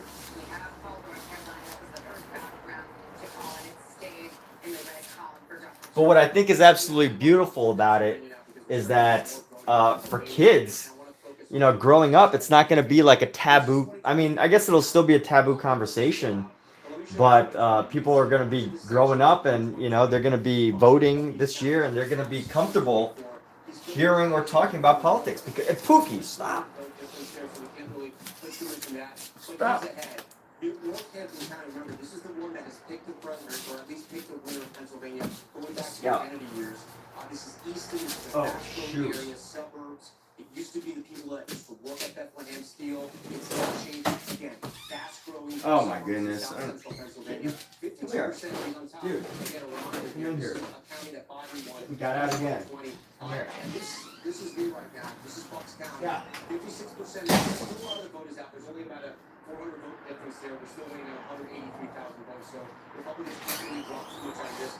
But Democrats would rather these counties fall through. Dude, the thing about it is an escape artist. Around the collar counties of Philadelphia here. Montgomery County, this is where Governor from 61%. All right. Performing slightly under Joe Oh my Biden, gosh. Not too bad. Chester County. So lucky. Okay. That's like the 3rd time that kid has escaped. I'm no longer leaving that door open. And let's take a look at Philadelphia right now. Okay, 81 for Biden, 77 for Kamala Harris. There's still about 30% of the vote is out. But again, these aren't the trend lines that Democrats are going to want to see. Look, it could all change when that vote comes in. This is where we are right now. This is a snapshot in time. It could all change. Erie County is another swing county that we're watching. About 75% of the vote is in. She's overperforming Biden there. That's a good sign for her, especially in Western PA, where Democrats knew that we're going to have some trouble because of the issue of fracking. And let's look at Allegheny County real quick. This is Pittsburgh. 94% of the vote is in, and she's about the same mark where Biden is. That's where we stand right now, guys, in Pennsylvania. How about Wisconsin? Can you do Door County? Because as you well know, fun fact alert, Door County has. Do you know fun fact alert? You know what I find interesting too is like Yeah, so right now, if that's what you're betting on, Door County is the most important. I mean, I guess every state or city needs to feel important, but they're really giving a lot of airtime to like every city to make every city feel counted. I think that's amazing. Every major city feel counted. And that's great. A great sign for Democrats. I'm going to look at another one, like I mentioned, Sauk County. This is another one that usually picks the winner. But it does make me wonder why it's so much harder to, count the votes for the swing states over the non-swing states, or the what do they call it? Yeah, the swing states. 75%, she's slightly underperforming there. Again, she has to turn out in these cities because, like the other battleground states, I should say, unlike the other battleground states, there are not large minority groups in Wisconsin. It's the widest of all the battleground states. And then Milwaukee, again, we're going to wait till late to get all the vote in Milwaukee. She's at 66%. 4 years ago, Joe Biden won Milwaukee. Stop. In the state of Wisconsin with 69%. She's going to have to turn up that vote and hope her voters show up. Guys? Got a lot of vote to count there, though, in Wisconsin. You could call it the Battle of the Bellwethers, and that's what we're looking at here. I also think Bucks County, I will take my Bucks County native privilege as somebody who grew up there. It's an interesting one because you've got lower Bucks, central Bucks, upper Bucks, and it looks different in some of those Starbucks. No, it's not Sorry, it's Starbucks. after midnight. It happens. There it comes. I love I it. know. I'll get the M&M's ready too. Yes. But it looks different than like Montgomery County, Delaware County demographically here. And I was in touch with a good Republican source there who thinks that Donald Trump is going to do better. And we're seeing it, starting to see it in some of these numbers in Bucks that he did in 2020. That said, remember, this was a +4 county for Joe Biden back in So 2020. persistent. It was These little Representative kittens. Iowa Goodness. In Congress, so it's So one of these persistent. places Very, very swingy, and it's a Persistent place that a little lot of kittens. folks are watching. And I see you nodding your head, Jen. Yeah, well, I did not grow up in Bucks County, but I've spent a lot of time thinking about Bucks County over the course of many years in politics. Looking at county, as Tom was going through it, one of the things that we're seeing over and over again is that she's underperforming where Biden was in 2020. It doesn't mean that Oh my gosh. Biden would have performed where he's Why- still the nominee, but it does. And Why do they? That's like their favorite word of the night. Underperforming. in other places. One of the things I wish they would use a different word, but I guess that's like the most neutral word they're allowed to use. What happens here is there's been a realignment of states Democrats focus on, and Georgia and North Carolina are in many ways like baby blue, and I mean that because they've only been blue for one cycle, right? So they've done that because of organizing on the ground, but they're not reliably blue. And the problem is Ohio and Florida are gone. Well, the case of North Carolina was baby blue in 2008 and not It since. hasn't been so that's I don't know what color it is. It's black. So yes, exactly. So I think one of the things that they will need to think about, regardless of the outcome, is where the states are that they're going to play. They would love to have Texas. Of course, Texas didn't turn out for them to work out. Maybe it wouldn't for 8 years, but with states off the map, it's like, is it Georgia and North Carolina? Are there places they need to invest? That's one of the challenges, Jen's I think. point, I'm getting an increasing number of texts from Democratic sources who are looking at these returns coming, the fact that she's not meeting her benchmarks in these various counties where she needs to, who are really starting to take that reflective tone of Democrats and thinking about the next election cycle. We need to think about how to better meet voters where they are. Again, we still have a lot of vote to come in. We still have to see what happens with the blue wall, but the fact that this is such a fight for them, Scout, the fact that this is a tie race, it's also taking a step back. Voters saying so far, at least, they like Trump. Well, it's so interesting too, because I remember in our earlier days in politics after Republicans lost to Barack Obama, there was this famous autopsy commissioned by the head of the RNC that said, gave some tough love to Republicans saying, listen, this country is changing demographically. And if you don't get a piece of that pie, you're going nowhere. Well, how interesting that we actually are seeing tonight Donald Trump getting more of the Latino vote. Got a better share of the black vote. I don't think we've seen that in the exit polls yet, but you're starting to see that. Yes, that is true. And I also will say it wasn't a policy campaign, right? There weren't policy proposals that were dueling. To me, it seems much more cultural, what you're seeing. Well, is that the note for Democrats? That is a harder thing to grapple with. That's my point. It takes a lot of deep soul searching. Again, we don't know what the outcome is going to be, but if you look again to the breakdown, college versus non-college educated, rural versus urban, those are big cultural issues that are beyond whether somebody has an 81-page economic plan or whatever their other plan is. And that's a different I disagree conversation. with you a little bit, Jen, on that. I do think that, I do think there was policy, but it was more around the record. So, I mean, Donald Trump was running as the incumbent president without being the incumbent president. He was running on his record, primarily prior to COVID, and reminding people that it was on the immigration and the economy.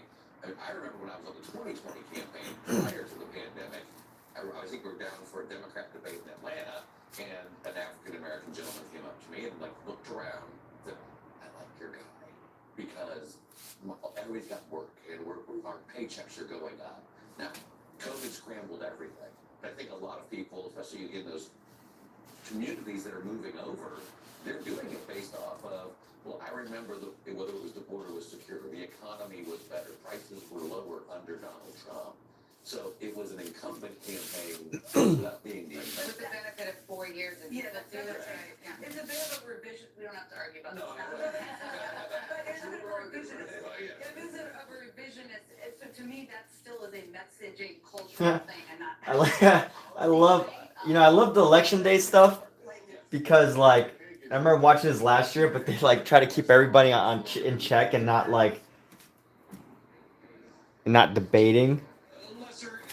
And they do like such a. I'm just blown away at how neutral they can be.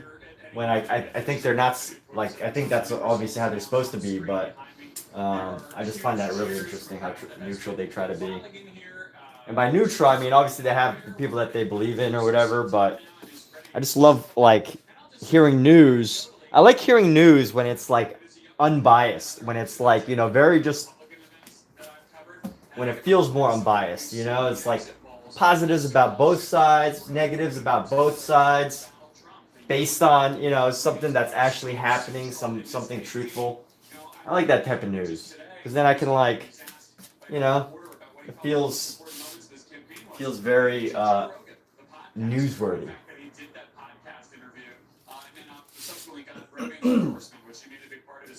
But any other day, there's just like too much bias attached.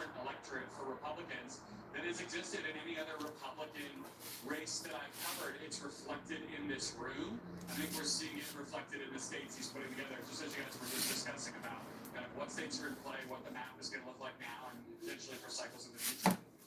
All right, Gary, thank you. I want to go over to Peter Alexander, your counterpart over at Kamala Harris headquarters in Washington, D.C. So what is the mood there? Well, you can hear the music blaring, but within the crowd right now, it's pretty solid. Folks on the faces here over the course of this evening, they've been playing as the returns were coming in. So according to Elon Musk, if Donald Trump wins Pennsylvania, he wins the election. That's it. Or if Kamala Harris wins Pennsylvania, she wins the election. That's the only state that's supposedly the most unpredictable, but also like critical and important.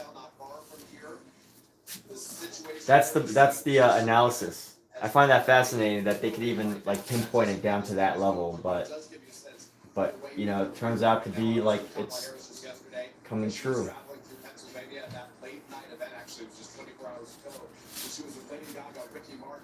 Lady Gaga.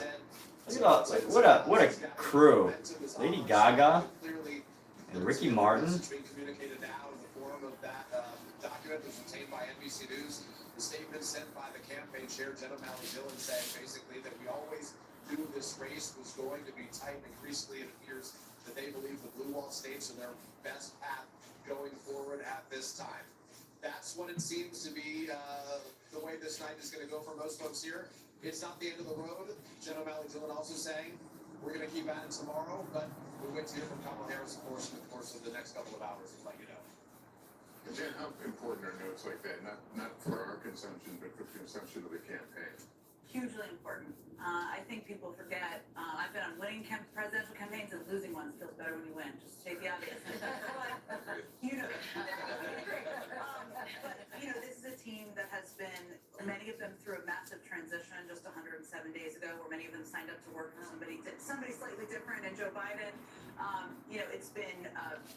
They've been working 20 hours a day. They've been eating bad pizza, drinking bad beer, all of the things, and it's just to keep them rolling. But at a moment like this, now we know earlier in the evening they were trying to keep them in line and all this, but now you're at a point where you have no front.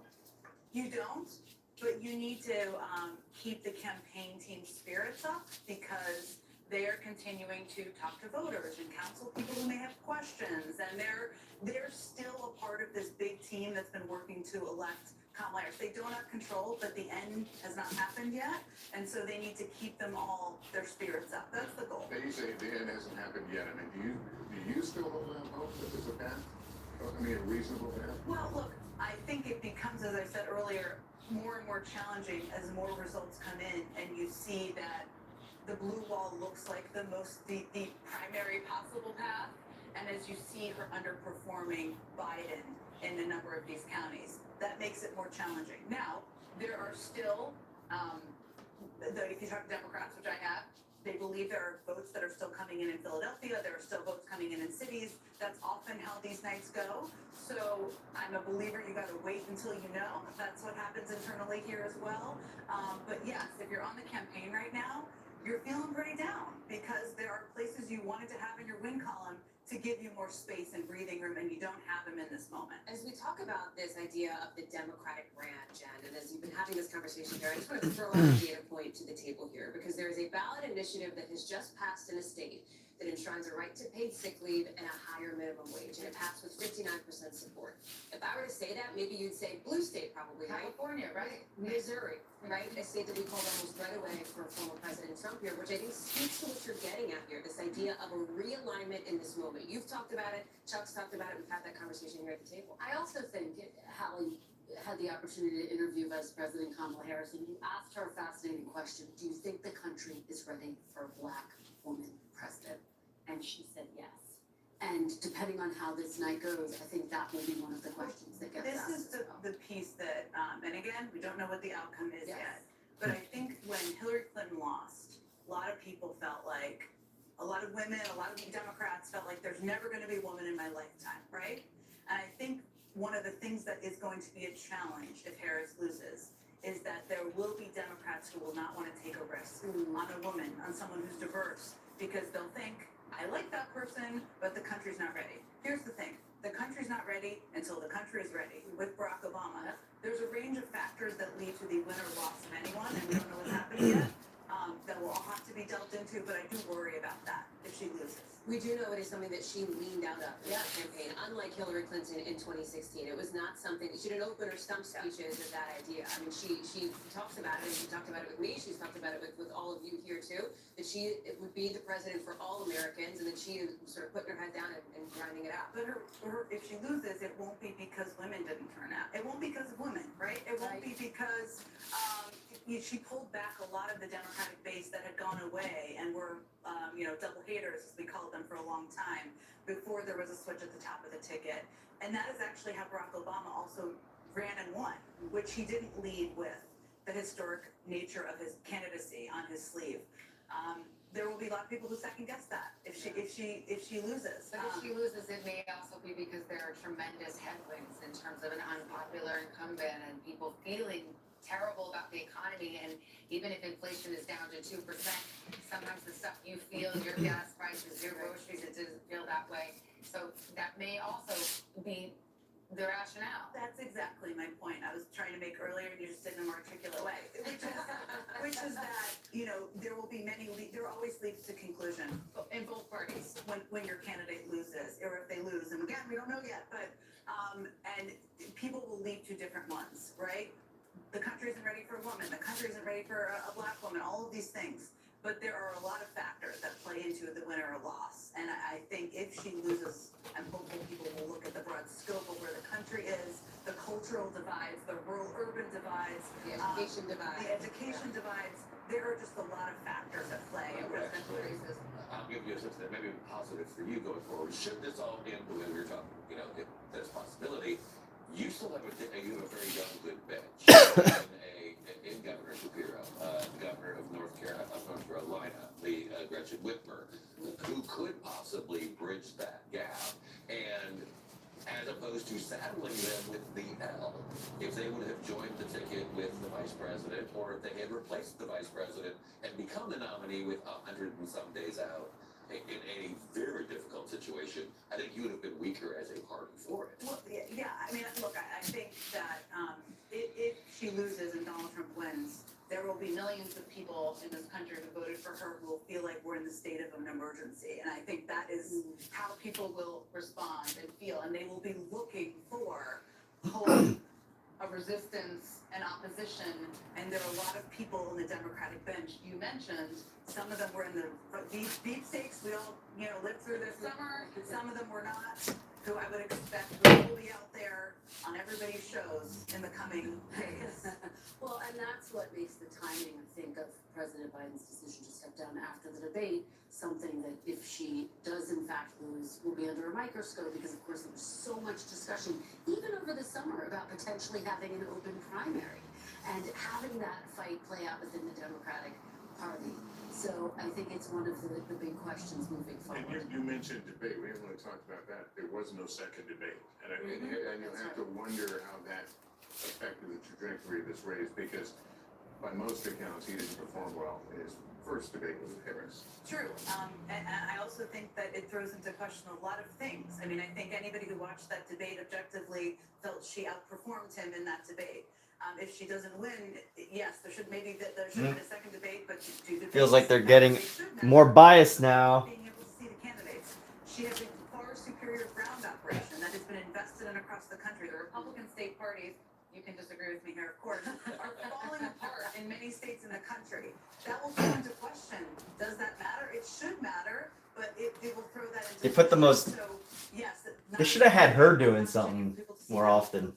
person to person, the first one definitely benefited her, but if she doesn't win, She's a very good it doesn't speaker. matter enough to put her in the White House. We've got a lot to She's a talk very good about. talker. We're waiting on a lot of numbers from the battleground states and the road to 270. We'll be right back after this break.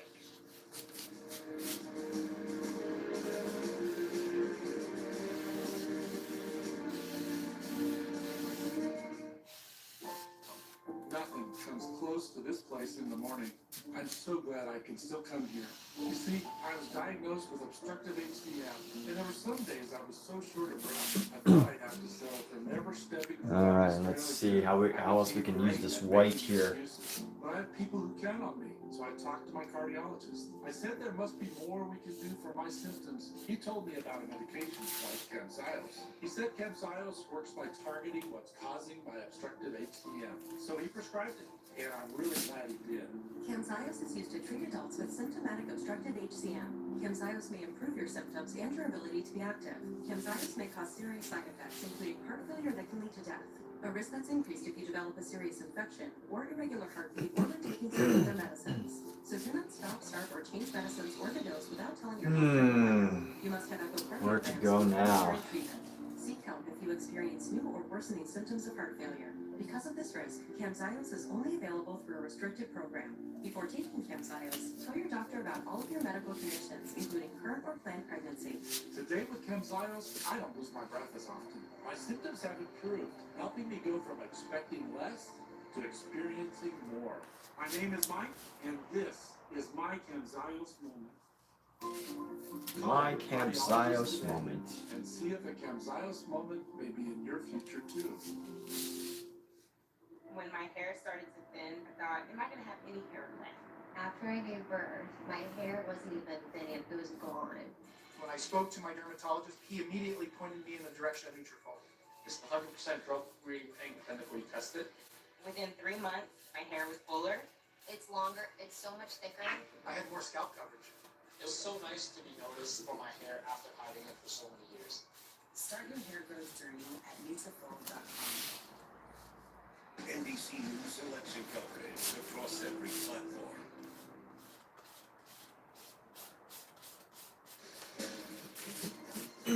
Welcome back. If you have stepped away or heard parts of the conversation, know that this race is not over. This is the road to 270. That, of course, the magic number. All right, let's flip this back around. Wow, 189 to 230. That's so close. They've already counted California, so it's like, you know, they still gotta call it, win quite a few. All right, well. That is also too close to call, a 118,000 vote difference. Let's look at the other battleground. Michigan, 15 electoral votes in play, too close to call. Donald Trump with a narrow lead of Kamala Harris as we continue to watch this one unfold. Give it another What flipperoo. you got? Guys, okay, so we have now more than 50% of the vote is in Michigan, as you mentioned, Lester. 15 electoral votes. This was Biden's largest margin of victory in 2020 when it came to the battleground states. Almost the whole game is Wayne County's Detroit, not enough vote there. About a quarter of the vote is in. We can't really make any projections for polls here because so much of that vote. All right, let's see what we can do here. Where Biden was in 2020. Again, a lot of this Flipped it around. So I don't want to spend too much time on this, but 68%. Tonight, right now, Harris, at this point in time, is at 58%. Not a great number for her. It is a tale of two suburbs in Michigan, right? You have Oakland County. This is where Kamala Harris did that rally, or I should say that town hall with Oprah Winfrey. This is one of the wealthiest counties in all of Michigan. Pontiac, Michigan is here, the suburbs of Detroit. This is where Biden was in 2020, 56%. This is where Harris is tonight, 53%. There's still about 20% of the vote. Just over Macomb County. Now, this is a little more middle class, a little more working class. It is a suburb of Detroit as well. Republicans do very well here. Trump was at 53%. There's only about a third of the vote in. He's at 57%, so he's overperforming there. Some of the other areas we want to watch. Grand Rapids, Kent County. This is the last place where Trump held a rally last night, and or I should say yes, on Monday. Sorry, I get my days confused here. Biden was at 52. She's overperforming there. That's good news for the Democrats. I also want to talk about Washtenaw. This is the University of Michigan. Go Big Blue if you're a fan out there. 71% of the vote is in. Remember, this is a college county. Democrats have to do very well here. Biden 72%. Tonight, Harris is underperforming right now with almost three quarters of the vote in. Ingham County, again, another college county. This is where Michigan State is. Half the vote is in. Biden was at 65. Harris is at 56.9. I want to see some Trump barometers right now. Cass County, Trump's at 66%. 4 years ago, he was at 63. So again, the story of Trump overperforming in those rural counties we're seeing as well in Michigan. Still a lot of the vote. Yeah, what's your brother? Look, we still need half the vote to come in. A lot of that's going to be Detroit, as we know. I'm going to look at Saginaw. This is a battleground county. This is where she toured that semiconductor plant. We don't see much there. There's only 1% of the voting. I don't want to draw anything from there. We're going to check Kalamazoo. She appeared here with Michelle Obama. It was the Harris and Michelle Obama appearance. Only 13% of the vote in, and she's slightly underperforming. Guys, a lot of the vote is still out in Michigan, but the trend lines we've been seeing in the other states, we're sort of seeing in Michigan as well. But again, I don't want to draw too much from that because there's a lot of that vote that's out. So interesting to see you do those university towns because, It's shocking. well, Yeah. because there was a lot of turnout and Democrats early in the day were kind of giddy about that, but I think this might be a function of what we've been seeing, which is young men turning out for Donald Trump and maybe skewing what we normally. Man, why does she say young men? Like, young men? Like, horrible young men? Yep, Detroit, and you have What Dearborn, a- that makes up Wayne County, that Arab American Muslim vote. which That's a is problem. 200,000. Can't be talking about young men like that. They're not gonna be monolithic, Young men of the world. I mean, you know, it'd be horrible if she did that with young women too, but like, that's a horrible way to talk about young men. These young men are voting. God, who said that? My goodness, that tone. Hey Savannah, I know we're wondering when we're going to have those votes from Wayne County, specifically Detroit, where I am right now. That was a very, Here's what we know from officials. I mean, maybe I'm overanalyzing the way she said that, but I mean, young men. So we haven't received word that has been finalized, but that was the estimate earlier in the evening. We know that absentee ballots, around 95% of that have been pre-processed before Election Day. So the overwhelming bulk of the absentee ballots were ready to be tabulated before Election Day. So that was what was the expectation heading into tonight. Just a short time ago, we heard from the Secretary here in Michigan herself, and she says that they are further along in tabulation, including for here in Detroit, than was anticipated. Her initial estimate before Election Day was by midday Wednesday, so today, we would have an answer on the unofficial results. She says it could be sooner now. There is a caveat. Remember, 2016, former President Trump won this state by around 10,000 votes. We were told there are around 6,000 ballots outstanding from military and overseas. If they're postmarked by Tuesday, they can be counted if they're received by a week from yesterday, which would be Tuesday the 12th. Back to you guys. All right, thanks, Jesse. And in Battleground, Georgia, Ellison Barber is in Gwinnett County. Ellison, what's it looking like there? Hey, Lester, it's starting to get a lot quieter in this tabulation center, and that's because for the most part, they're almost done here. We're told by election officials in this county, there is one precinct that is still out of the 156, 155 have been counted. They're still counting one final precinct and a few absentee ballots, but voter turnout here has surpassed what we saw in 2020. That's something both Democrats and Republicans were hoping for. But what Republicans were hoping for specifically was that Trump could maybe get a couple percentage points above the 40% that he had in this state back in 2020, and that it would be enough to chip into Harris's margins and the Democrats' margins here, and then carry the state. And right now, he's a little over 41% of the vote in this county. So it looks like what they were hoping would happen here in terms of those couple extra percentage points might have happened. I will remind you, when we're talking about Georgia, think of what happened here back in 2022 in the midterms, where you had Trump endorsing candidates in the Senate race, in the gubernatorial race, and in the Secretary of State race. All of the candidates he All right, let's see where we go with this. the state essentially seemed to be rebuking Donald Trump. Thing about my paintings, I really love to fill the whole canvas. I don't like to like leave empty space. All right, Ellison, thank you. Let's go out west, Reno, Nevada. Steve Patterson is there in Washoe County. Tell us what you're seeing there. Democracy in action. Democracy in action. I like those words. Democracy in action. Although it is now abundantly clear that the workers you see over my shoulder are going to be here for a while. That is because we just heard from an election official about 10, 15 minutes ago to say that people are still voting. It is, 2.5 hours past when polls were supposed to close. People that are still in line can still vote, and they are still voting. We're hearing that there's a polling place, a tribal community that has about 50 people still in line. It's going to take a while for those votes to get counted. In-person votes that come in today have to wait to be counted until the very last person in Nevada takes their turn to vote. So this is going to take some time. We're also understanding there was a University of Nevada, Reno, that took a while. There were about 50 people that still had to vote after polls closed there. That is because we're hearing same-day registrations were spiking at college campuses. College students realized, you know what, I think I am going to vote. And so they signed up to vote on the same day, clubbed the system a little bit. None of this is to say that this is any indication that there's anything wrong, any indication of fraud. It just means that the system is taking a while, and as we often report, no indication, of course not. No indication. All right, Steve, thanks very Well, much. that's a positive. I feel so confident now that that's not an indication. I feel like the fact that he had to mention it almost makes it seem as if it is an indication. But anyway. We can make calls in 4 different states, and it's worth noting here the places where the abortion referendums have actually gone through and passed are places where abortion rights are not in jeopardy. Places like Colorado, where abortion is easily on the ballot there and has managed to pass.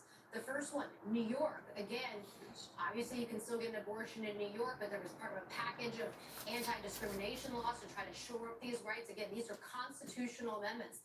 The next one, in Maryland, you can get an abortion up to the point of viability, around 24 weeks of pregnancy now, and it again will be enshrined in the Constitution. Exceptions here, guys.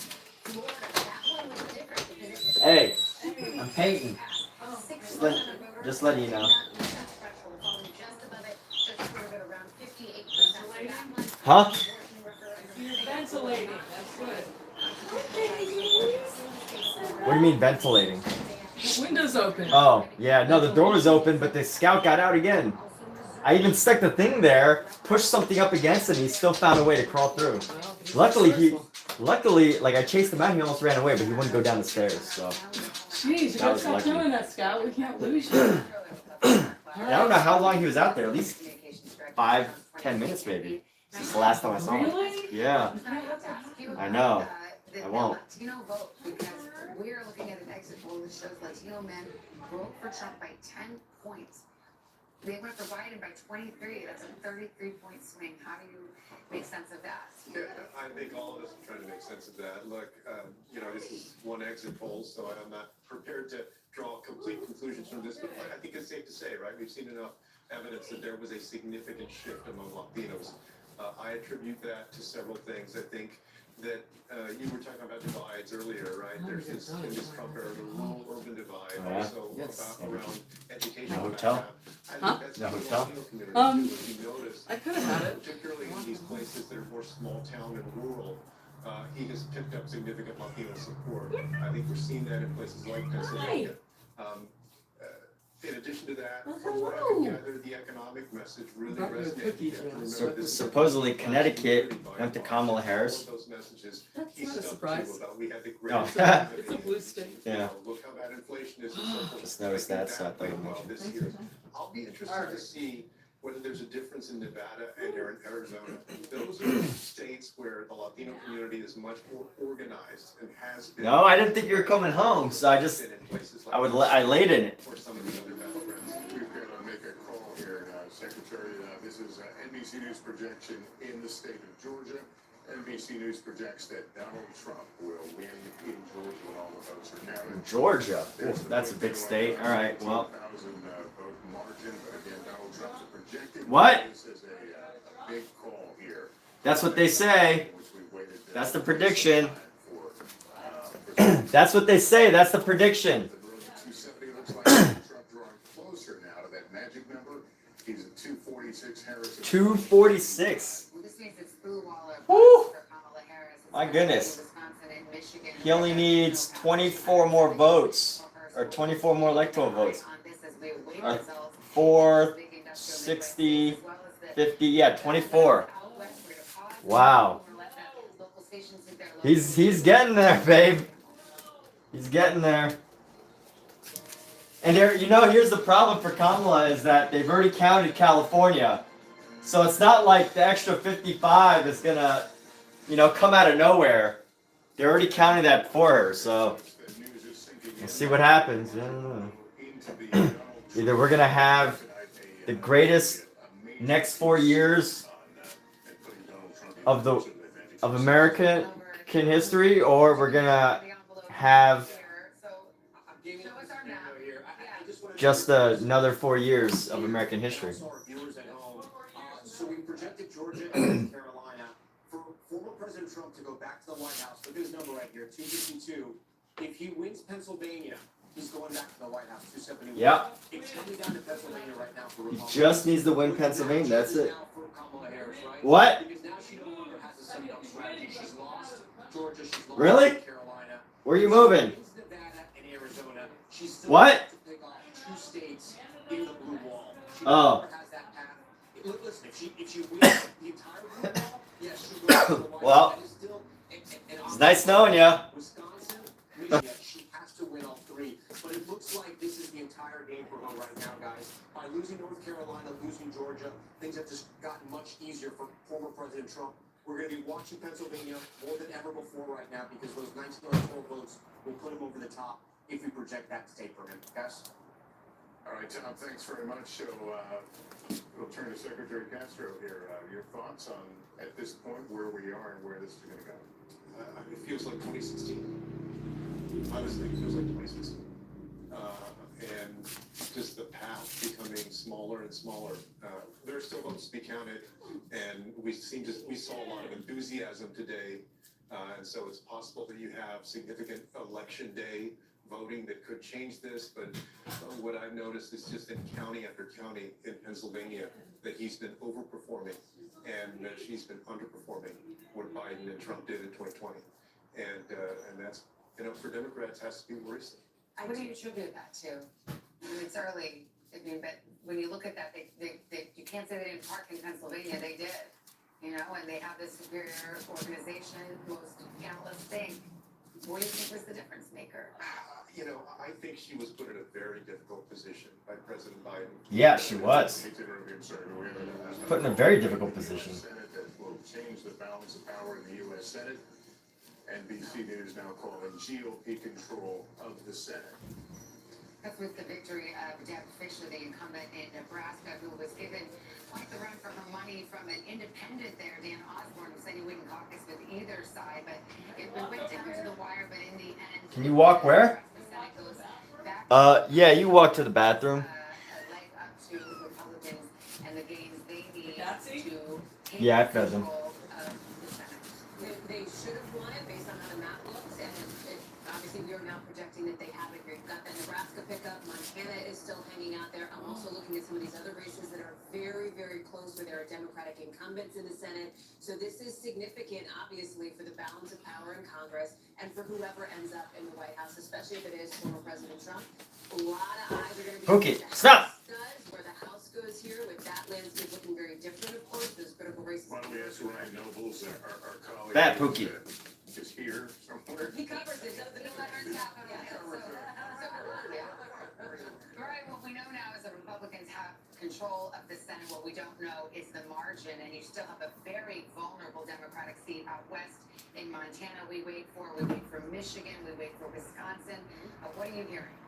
Yes, Savannah, I think of all the outcomes that happened here tonight, this is probably the least surprising. Republicans felt very confident about their chances of winning back the Senate, just given the map. There were 10 competitive Senate races across the country. 8 of them were held by incumbent Democrats, and the places where they were battling out these races were in places where the elections were expected to be very competitive, and we see that playing out here in a big way tonight. I do think perhaps the most interesting dynamic that's now playing out at this hour is that where Senate Republicans were confident of winning the majority, but they were very much talking to us about the idea of 50+1. They just wanted 51 seats to make sure that they would have the Senate Majority Leader to take control of the legislation that came on and off All the right, Senate floor. let's see. Let's grab this yellow. Perhaps significant margins. They are now looking at that blue wall the same way that we are looking at the blue wall in terms of the race for president, and seeing real opportunities for pickups in places like Wisconsin, in places like Michigan, in places like Pennsylvania. These were areas where Democrats were hopeful because they had strong incumbents there, or they had strong challengers, people running in open seats like in Michigan, who they thought they'd be able to run ahead of Kamala Harris, even if the race was close at the presidential level. Donald Trump's margins seem to be bringing those Republican candidates along with him in states along that blue wall. And then don't forget, there's 2 other Senate seats that are still in the balance as well. I know you already talked about Montana, which Republicans feel very confident about, but we also have Nevada and Arizona. Arizona Republicans were not that bullish on. They did not have high hopes for Carrie Lake, the candidate there. The scenario in which they thought Carrie Lake could win is the scenario that we see playing out right now, and that was a big Donald Trump victory that would bring her across the finish line. So there's no doubt that there are a lot of very happy people in the Senate Republican caucus, and this is going to be a very different looking Senate Republican caucus, one that might look a lot more like the House Republican caucus that we've covered over the past couple of election cycles. So there's no doubt that there's going to be a lot of change in Washington as a result of what we see playing out there. Yeah, different leadership too. Senator McConnell stepping aside. Now let's go to Kelly O'Donnell, who's also there, certainly is a veteran of the Hill. We await who will control the House of Representatives, and we may be waiting for weeks for that one. But Kelly, what's your takeaway here? Well, certainly if the Senate Republicans have this way of reshaping themselves, and it is without Mitch McConnell, who's decided he's not going to be in leadership. And so it will be more in the form of Donald Trump. And if Donald Trump becomes president again, then you have that kind of partnership where he will have more of an opportunity to drive the agenda. Now, if the House goes to the Democrats, then they have the counterweight, and they have the power of subpoena and the power to be an agitation to a Donald Trump if he returns to the White House. For Republicans, as Ryan mentioned, and as we talked about tonight, the expectation was that this was likely because there's a third of the Senate that is up every 2 years, 34 seats this time, and it was favorable territory for Republicans. But for the partnership between the White House and at least one chamber of the Senate, of the Congress, it makes such a difference. Now, Donald Trump has not always courted those Republicans. He has such a grasp over his party, not always wanting to work with them in terms of governing and getting things done. But he has infused his brand, his personality into this Republican caucus, and that will mean sort of a Trump-style reflection in the Senate, perhaps more than we saw in his first term, because you won't have Mitch McConnell in a leadership position. We want to go to Harris headquarters, Cedric Richmond, who is, of course, the head of the DNC, about to address the crowd there. Let's listen in.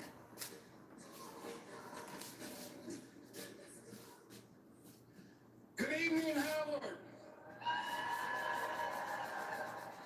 Good evening, HU. I want to say good evening to all of the Harris campaign family. Thank you for all that you have done. Thank you for being here. Thank you for believing in the promise of America. We still have votes to count. We still have states that have not been called yet. We will continue overnight to fight to make sure that every vote is counted, that every voice has spoken. So you won't hear from the Vice President tonight,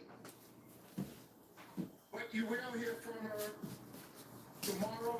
She will be back here tomorrow to address not only the HU family, not only to address her supporters, but to address the nation. So thank you. We believe in you. May God bless you. May God keep you. And go HU and go Harris. Thank you all. Who is, of course, the co-chair of the Harris campaign, who misspoke earlier. Apologies for that. We will not hear from Kamala Harris tonight, but we will hear from her tomorrow. We've got Julian Castro here. What do you make of that? What are your tea leaves showing you. It reminds me of John Podesta coming out at the Jacob Javits Center around the same time. Maybe that was a little bit later. No. And if I recall, the race had been called, Had not been, he first came but it was called probably an hour and a half later, if I remember correctly. Look, I think it's important to note that this is a different year. There are still votes to be counted. None of those battleground states have been counted, but it feels eerily similar to 2016. The parallels are striking through there at the Javits Center, which I was, to see not the candidate herself come out, but to see in this case Cedric Richmond, just as John Podesta came out. And again, I think the themes, one of the questions that we were looking at in 2016 was the fact that Hillary Clinton didn't visit Michigan, for example. This was very different. Vice President Kamala Harris went everywhere. She showed up in All Wisconsin. of the battleground states, but again, her messaging, and we all noted this at the time, her closing messaging really focused on the issue of democracy, when polls showed issues like the economy, like reproductive rights were really the top issues for voters. So that went out of Although I know right, the polls, Well, yeah. rights to democracy is the number one issue. It's just that it's in the eye of the beholder. It means different things. And one voters here, veteran of the Republican campaigns, of the Trump campaign in 2020, I mean, a threat to democracy. I think this, the pollsters, we're going to all have to come and workshop a different way of putting it, because for some, for Democrats, it certainly means January 6th and some of those, extra legal, not legal moves to try to hold on to power in 2020. For Republicans, it might mean cultural changes to their way of life, things that threaten. It could be a number of cultural issues that they think are just as existential, and it's really about the direction of the country. Yeah, obviously, I don't speak for every Republican. I do think there are a lot, though, that believe the threat to democracy also is packing the Supreme Court. It is the use of the lawfare, whether it was in New York, whether it was the special counsel, for things that really, as we often describe it, the New York case was about accounting and a paperwork issue. And yet he was, fined hundreds of millions of dollars, faces jail time. So those kinds of things, I think, also resonate for many. But I know we've talked about a lot about the 2016. I was on that campaign as well with then Governor Pence, obviously part of the Trump campaign. It reminds me of 2016 in so many ways because of the theory. It's not you have to win wow counties or you have to do. I'll use the McDonald's reference because it's an iconic photo. He supersized 2016 and said, I'm going to grow my rural numbers, and then I'm going to take them up another even more. Well, as we go to a commercial break, there's the side picture. Oh my gosh, they cut him off. Hey, Yes, thank you so much. I thought it was funny how they cut off the Trump guy, but not any of the Kamala Harris guy people. So obvious. Some unhelpful trends for them. On the right side, the Trump gathering in West Palm Beach tonight, where we have seen dancing and celebration. Again, the race has not been called yet, but they, like everyone else watching, some interesting trend lines that seem to be pointing in that direction. We'll take a break here. Still be with us, and then we'll be right back. 60% of the vote, I'm seeing a lot of red lining up in Lake Michigan. And for a while,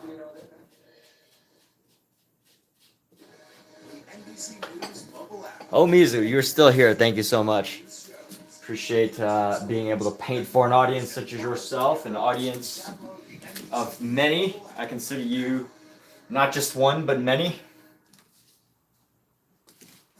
You're one of many.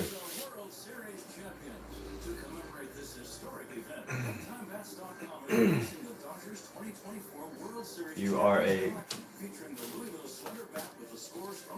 very welcome person. You're an amazing, talented person, so I'm glad to have you here.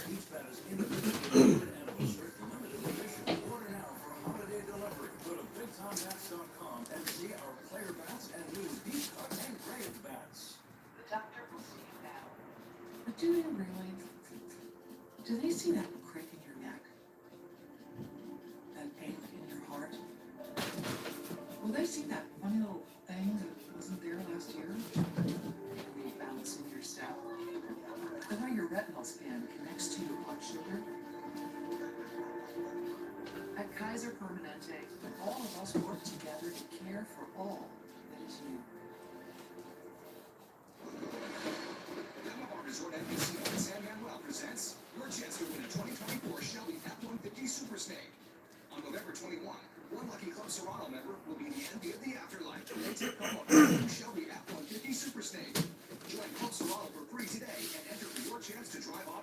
monster-sized truck. Only at Yamaha Resort and Casino, your California to Vegas connection. And buy Beetlejuice on digital today. Details at Yamaha.com. Must be 21. Please gamble responsibly.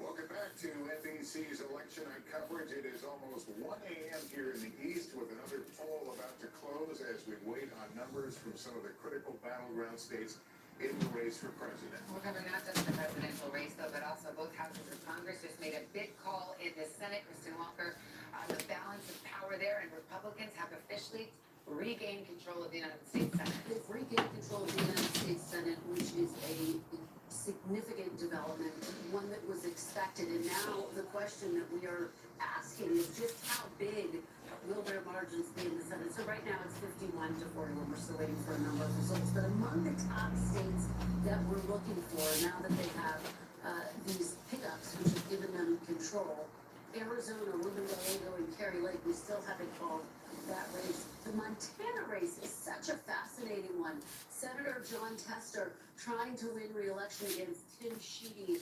Tim Sheedy is a somewhat controversial candidate, and yet it looks like John Tester could potentially be poised for defeat. We'll have to see how that race goes. It's a very red state, Montana, so here's one of the most vulnerable incumbents. Absolutely, and when Republicans were eyeing how are we going to win the Senate, this was the race that they continued to reference. We're also waiting for Pennsylvania. Senator Bob Casey looking for a fourth term against Dave McCormick, Trump-backed businessman Dave McCormick. So we'll watch. And Tammy Baldwin, by the way, also in Wisconsin is looking for re-election. How about Michigan? We've got an open seat, a Democratic retirement. Michigan, absolutely. You have Elizabeth Slotkin and Mike Rogers running very close. And again, I keep making this point. Some of these Democratic candidates actually look like they had a good shot at winning re-election.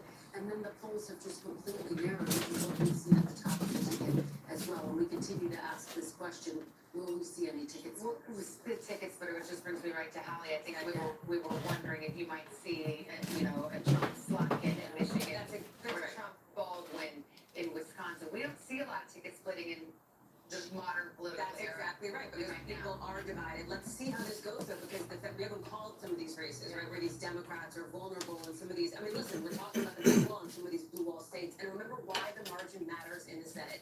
Not just for funsies, it's because there's Not just for Republicans in the funsies. Senate. Funny lady. To buck Donald Trump if he were to win the White House on some issues. I'm thinking Susan Collins, Lisa Murkowski.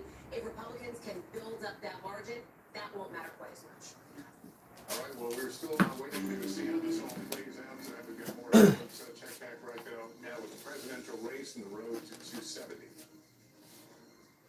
All right, I was gonna try and do my best to not clean brushes, but I'm gonna clean this brush. Coming up on 1 o'clock in the morning in the east. 246. Oh, they're trying to halt it at 24. We just got word from Harris headquarters and the co-chair of the campaign, Cedric Richmond, that we will not be seeing Kamala Harris tonight, but we will see her tomorrow. Let's go to Harris headquarters. Peter Alexander, our correspondent, right there. So what are you hearing? What is the decision-making process there? Tired. Just gotta go to bed.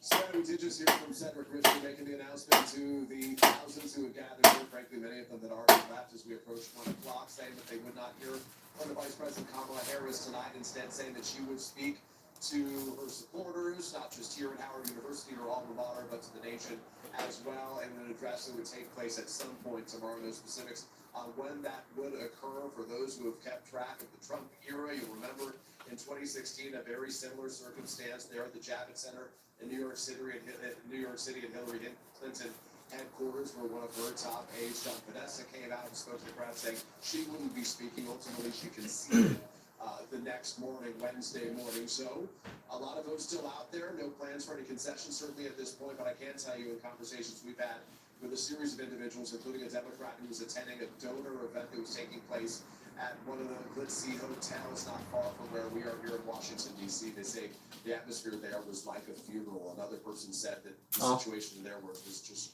quote, not good right now. We did hear earlier from Jenna Valley Dillon. She is the campaign share. She had what was in effect a sort of pep talk for the forces, the campaign staff, telling them all to get some sleep and that they would come back and finish this off strong tomorrow. So that's effectively what things are at the end of the evening. But I got to tell you, Savannah, on a day when so many those close to Kamala Harris really felt like they had the momentum, they felt like the vibes were on their side, it quickly appeared clear that, you know, despite her efforts to say that we're not going back, that they may be returning to the figures that haunted Democrats back in 2016, where they just didn't have enough to defeat Donald Trump.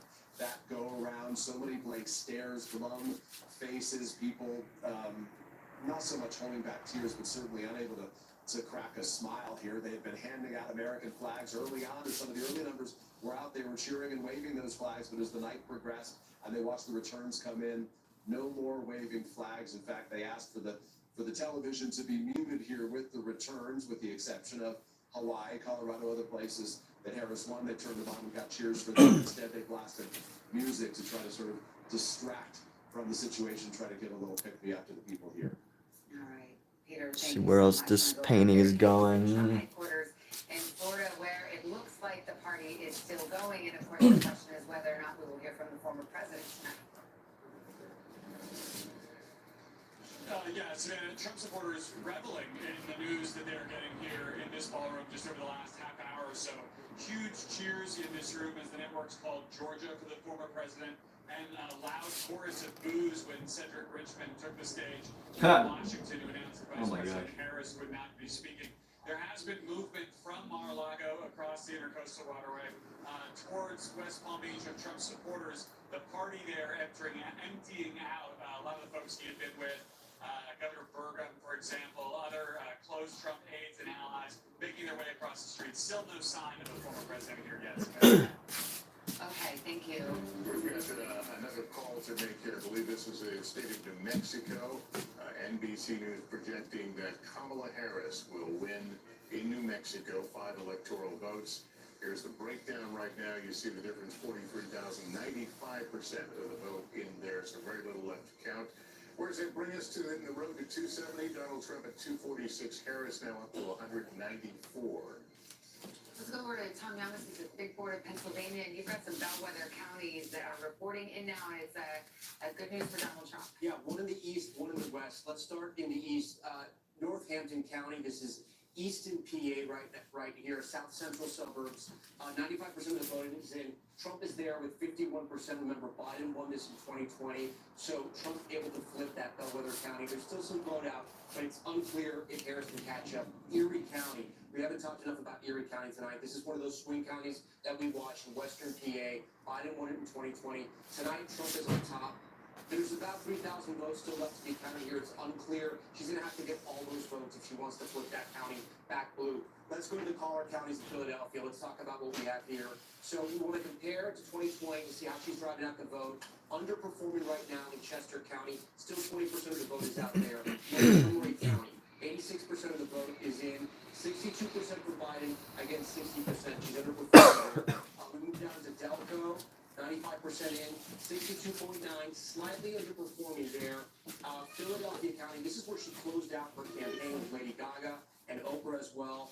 There's still a lot of vote left to be counted, 20% or so. 81% was where Biden was at. She's at 78. And finally, Bucks County here. Trump has flipped this right now. There's still about 30% of the vote is out. 69%. He had 51. Biden in 2020 tonight. Yeah, okay, you too, Kat. Those aren't promising numbers in collar counties right now. Huh? And the bellwether is one in the west, showing signs that Pennsylvania could turn red. Still a lot of vote out, guys, but this may be one of the reasons, and we don't know why Vice President Harris decided not to speak tonight, but this may be one of the reasons why the trend lines in Pennsylvania, from what we're seeing, if she doesn't win Pennsylvania, there's no longer a path for her.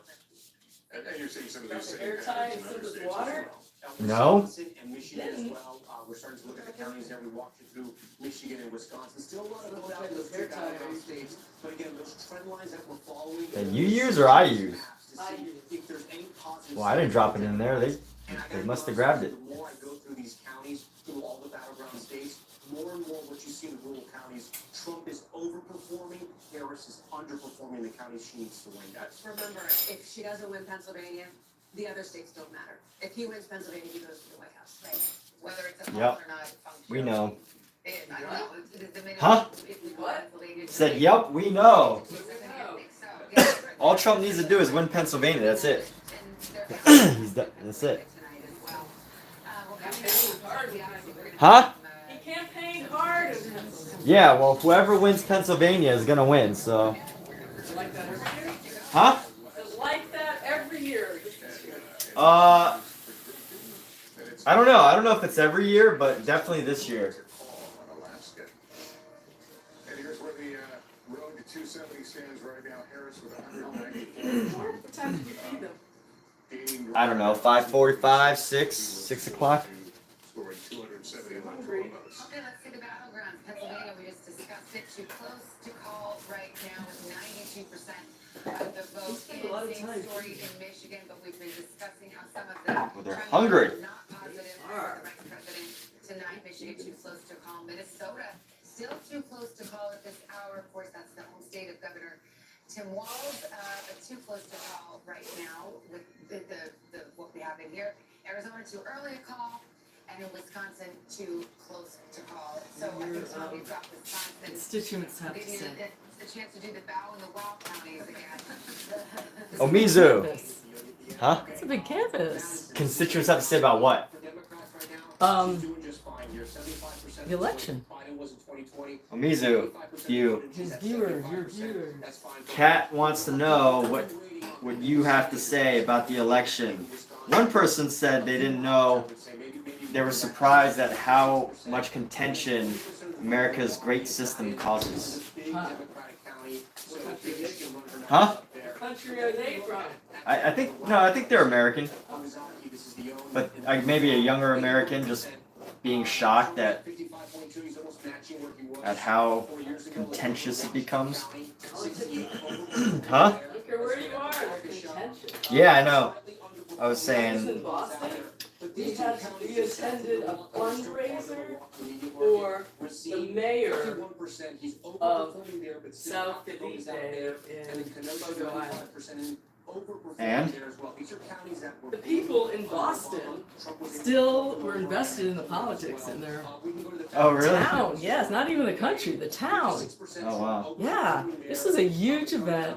Lots of wealthy people, lots of money. It was very interesting. Well, hey, even like people who are outside of America participate in American politics. People That's- outside of other countries participate. Huh? People from other countries participate in their country's politics. She's about at the same mark, slightly higher, but not by much. In Eau Claire.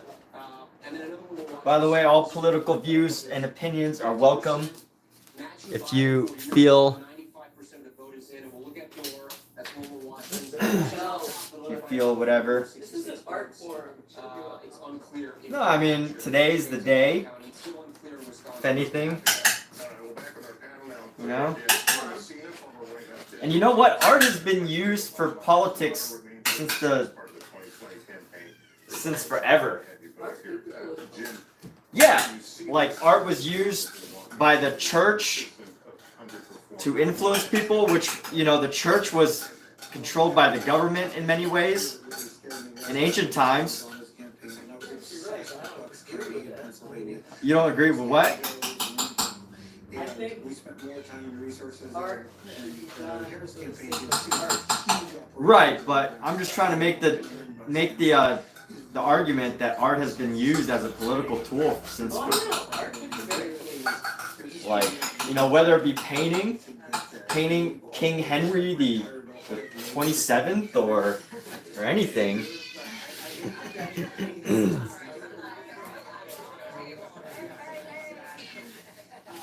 Every 4 years we're having this discussion. Usually it's not 6 out of the last 7 elections. Democrats have won Pennsylvania. Tonight we're not sure there's enough out there. Well, we were having the discussion several times this evening about, you know, has there been a failure to recognize that the electorate is changing, that everything you think you may have known is... I mean, you know, every comic, Show me tonight is every, we are absolutely you know, there's so many political cartoon is art.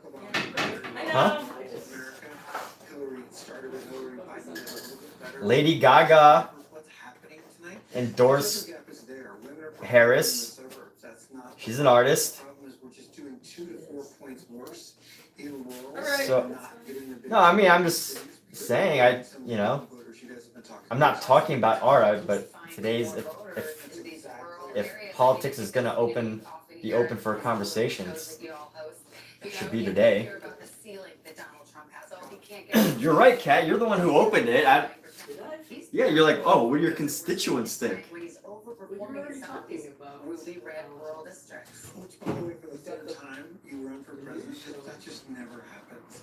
And I really do think that his campaign has figured out a way to do this. And really target some of these demographics. Obviously, the young white male was the right thing to do. In the minority community. So you surprised the home state is undecided. You think a lot of new voters are disenfranchised with the leaders and are voting with emotions. You remember being the same in your youth. Yeah. Yeah, no, emotions run high. But you know what? One lady said, Kat? What? She said, they were talking about the voters. She's like, Trump's getting all these votes from these young men. As if like young men are a problem just because they're voting for Trump. Yeah, it was like she had like an attitude about it. Especially the young It's interesting to me, people thinking who are back to the more political. Republican National Convention, Older we're all people just sitting don't- there and But it was like very like sarcastic of young men. that we had at the time was about this, and as its name, so-called pro vote, right? The young male voter. And the Trump strategy all along had been supercharge the base, boost that turnout, crank it up big time, get those so-called low propensity voters. People, listen, young guys typically don't show up to vote all the time, and they typically don't show up to vote consistently. I will tell you that the Trump campaign has, for a bit, been feeling good about being able to get those low propensity, those people who don't typically vote out to the polls specifically. That's so interesting because we heard. Well, supposedly the news is saying that women have traditionally voted more Getting really into voting for Donald Trump, so I don't know if this is what we call than men. You know, that somehow Donald Trump has gotten these low propensity young male voters to come out. What is low propensity? Oh, low turnout. Is that what low propensity means? Yeah. I've spent hours on your show, you and I talking about running up the numbers of women. And, you know, the Harris campaign did some of that. The Trump campaign decided, let's give her that, and let's go grow our electorate differently.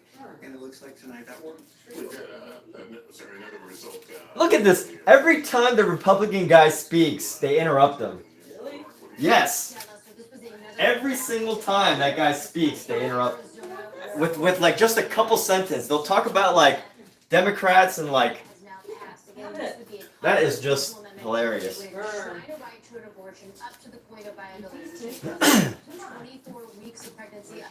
You know what would have been a good live stream? Just live streaming while watching like MSNBC News or any biased news channel or Fox, picking one side and then just watching it live and commenting on every comment. That would have been a good time. Babe, I'm painting. You can't. What do you need me to do? Maybe they would also turn out based on the immigration ballot initiative that those who may leave Trump, but the Trump campaign has thought that there would be quote unquote ticket splitters or ballot initiative splitters, people who would back former President Trump in Arizona, but also back this ballot initiative that, as Laura reports, this just passed. One of the things that I think is so interesting is you're talking about expanding the amount of voters who came out to vote for Donald Trump is this decision that he made not to campaign with Nikki Haley. And a lot of people thought, oh, that's going to be a big misstep. To your point, Jim, it was his way of calculating, well, I'm going to focus on driving out the mail vote. You are a good girl. That's not a strategy. Why wouldn't you? Good. But he also never All right, made good. voters to Nikki Haley voters. When Nikki Haley dropped out of the race, there was here's an olive branch coming in my tent. There were a million people that voted for Nikki Haley in battleground states, and I mean, that's a real gutsy move to say, you know what, I'm not interested. But the truth is, you could have done both. Like, he could have done both. Girl, burn. Because his campaign usually would. In a race race where 70-some% of Americans say we're on the wrong track. This race was really close because Donald Trump couldn't ever grow his vote past these young voters we're talking about. Had he been able to do both those things, to your point, 1 million people voted. They were just sitting out there. I remember making on one of your shows, no one called me, no one back. Because they just, to your point, they were going to go jack up low propensity white males, and it may have worked. Let's go check in on Michigan NBC's Low propensity white males. What does that mean? Like, unlikely to vote. Really? There's a guy on set who's kind of bragging about not voting. About not voting? Yes, my friend Heather Alexander is on set.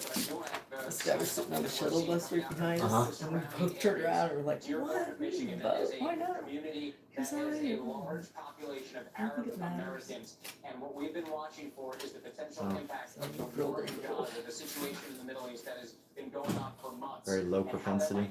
Yes. Here, and we're starting to get some early indicators. At this point, this is not the There's a guy at the poll yesterday who was, young guy who's voting for his very first time. Yeah. Everybody applauded him. Oh, that's cute. Yeah, it was nice. How did they know? He said it? Well, the poll worker said, is this your first time voting? And he said, yeah. And they said, everybody, this is his first time voting. Woo! Alright.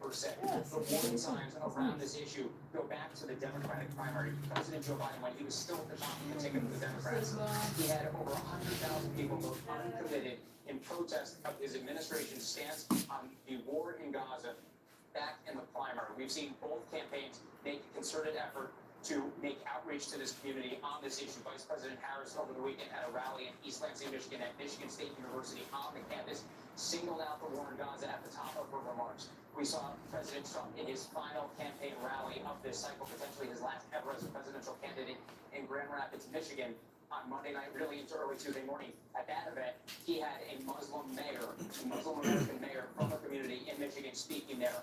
Both campaigns have been making a push there, but we also know Jill Stein has made a very concerted effort to reach out to that community. In fact, she had planned to be in Dearborn tonight, and we have confirmation from a group known as Abandoned Harris that she did in fact spend the night, the election night celebration, with that organization, and they are, we're told, happy about what they're seeing from the results. And I just want to read part of some comments that someone gave to me when I interviewed them after they voted, or around voting, I should say, in Dearborn over the weekend. Where we're going and he with said this. that as it comes to both major party candidates, he hopes that they will, quote, recognize that we don't have these people in our pockets. My vote is up for grabs. It's a wake-up call, and it certainly seems at this point that the positions of both major party candidates, or the lack thereof, of a reach out in the way that some people wanted, may be influencing the vote here. And again, in a state that was so razor thin back in 2016, only around 10,000 vote margin in favor of former President Trump. We'll see if this could be the difference maker in the state with 15 electoral votes. All right, Jesse, thank you. And we've got an alert here. This is Nevada. We're moving from too early to call to too close to call. The county's fast there, 70%. Too early, too close? Nevada. But the only thing that matters right now is Pennsylvania. What you're seeing there. Interesting enough. In the Silver State, if the trend is your friend in Las Vegas, the trend is your friend if you're a Republican tonight. Here's why. Look, a lot of the vote is still out in Clark County. There's still about 23% of the vote that's out in Clark County.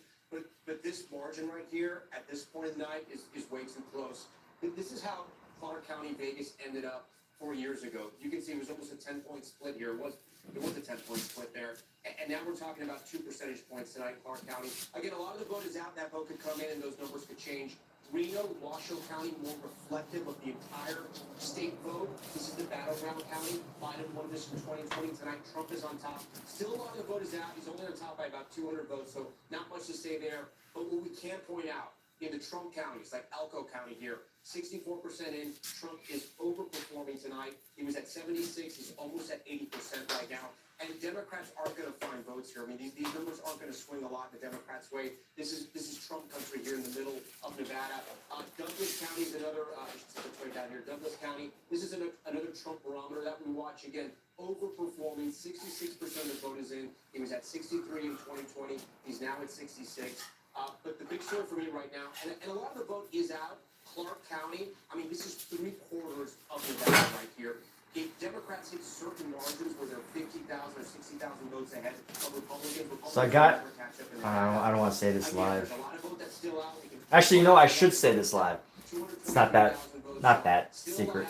But I got invited to another show, Kat. But here's the catch: is I need 10 paintings that are bigger than 20 by 20. Huh? This one is 24 by 36, so this would actually fit the size. Well, I have this one, the other one, and then the one that's hanging up at the jet room. Which means I still need 7 more. The show is on the 30th. I can, yeah. Yeah, I'm gonna go for it.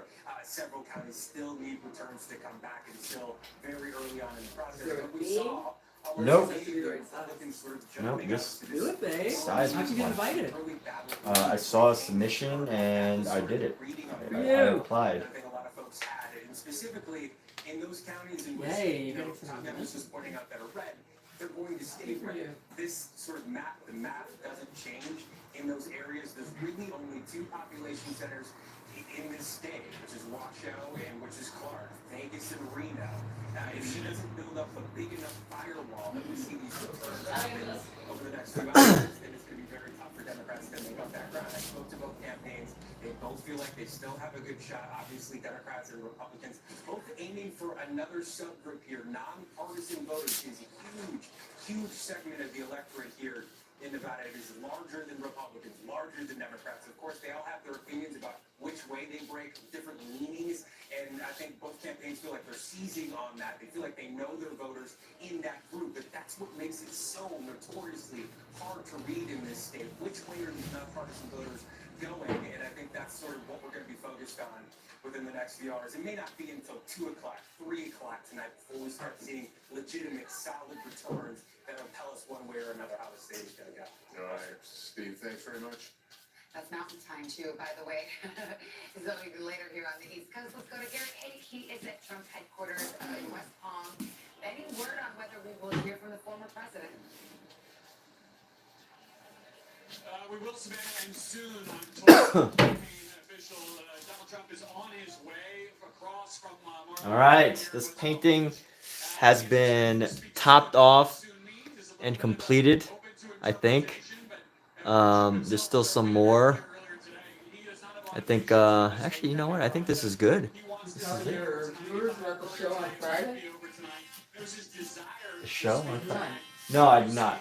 I have a show coming up Friday in North Hollywood if anybody from Los Angeles is watching. It's called Studio NoHo. Maybe. Just kidding, it's free.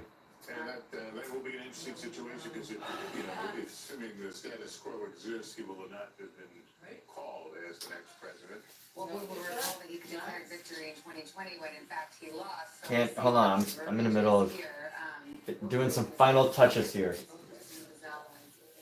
This divide about how he should approach this night, and some of them are saying you should be very aggressive, you should get out there and claim victory if in fact you think that's where this is headed. Others are saying, look, let's just walk a very fine line. I'll be really curious to see what he says, because this election, unlike 2020, the numbers are on his side. And again, we still have a lot of votes that need to be counted, so we don't know what the ultimate conclusion is going to be. But it's notable he's coming out in Harrison. Yeah, to be clear, in 2020 he declared victory. The race hadn't been called one way or the other. He hadn't lost yet. He lost 5 years later. You've got some new information, Garrett? Well, Lester, I just want to add that Trump was asked about this earlier today, and I think we have 2 things from him and from his campaign. First of all, his campaign has made it very clear that he would speak when they felt he was well on his way to 270 electoral votes. They were very clear that they didn't feel compelled to wait until the race had been called, but when they felt confident in his path, he would speak. And so I think that's what we're going to see now. Secondly, Trump was asked today what his message is going to be to the millions, tens of millions of people who will have voted for Kamala Harris if he speaks after a victory. Would he give a unifying message? Trump said that he would, but described this as a broken country and said it would be important to try to fix it. A unifying message has not been Trump's strength across his political career. He and his campaign are keenly aware of the expectations of Obviously. especially if he speaks before. That's probably the one thing All right, Garrett, thanks. Trump is not good at improvising on is unifying conflicting attitudes. I mean, no matter what he says, he's gonna piss somebody off. Like, people already start off with pissed off at him. Now's the time to go back in time and shine a Like, light. he could say, I want to bring America together. And people will be pissed off because they're gonna say, oh, well, he was divisive for 4 years, How they ruled the school etc., etc. and what you got from your parents. The places on mom's side and dad's side. But hey, you can't, you know, Detailed DNA results. can't please everybody. Inspiring family history memberships. Now's At least he time made to the effort. get ancestry. If you're looking for a Medicare supplement, But yeah, I think they're already talking about a Trump victory. It sounds like it. They're just waiting on Pennsylvania, but it could just be that they have the results and they're just trying to delay the inevitable. about how much your care costs, which makes planning your financial future. Because what they're not saying is the actual current estimate of Pennsylvania. You know what I mean? Which could be already in Trump's favor. They just don't want to say it. And I'm still working. And the kind of work that I do, you are surrounded by people who are all younger than you.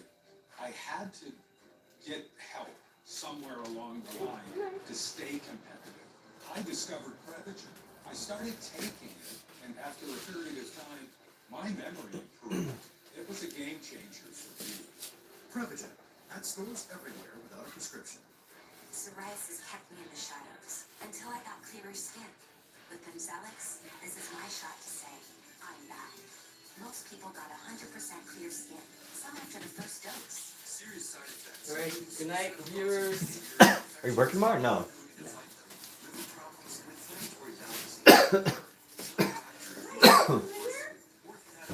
Start to get yourself back with Bimzelx. Ask your dermatologist about Bimzelx today. Get the latest updates on the 2024 election on the NBC News app.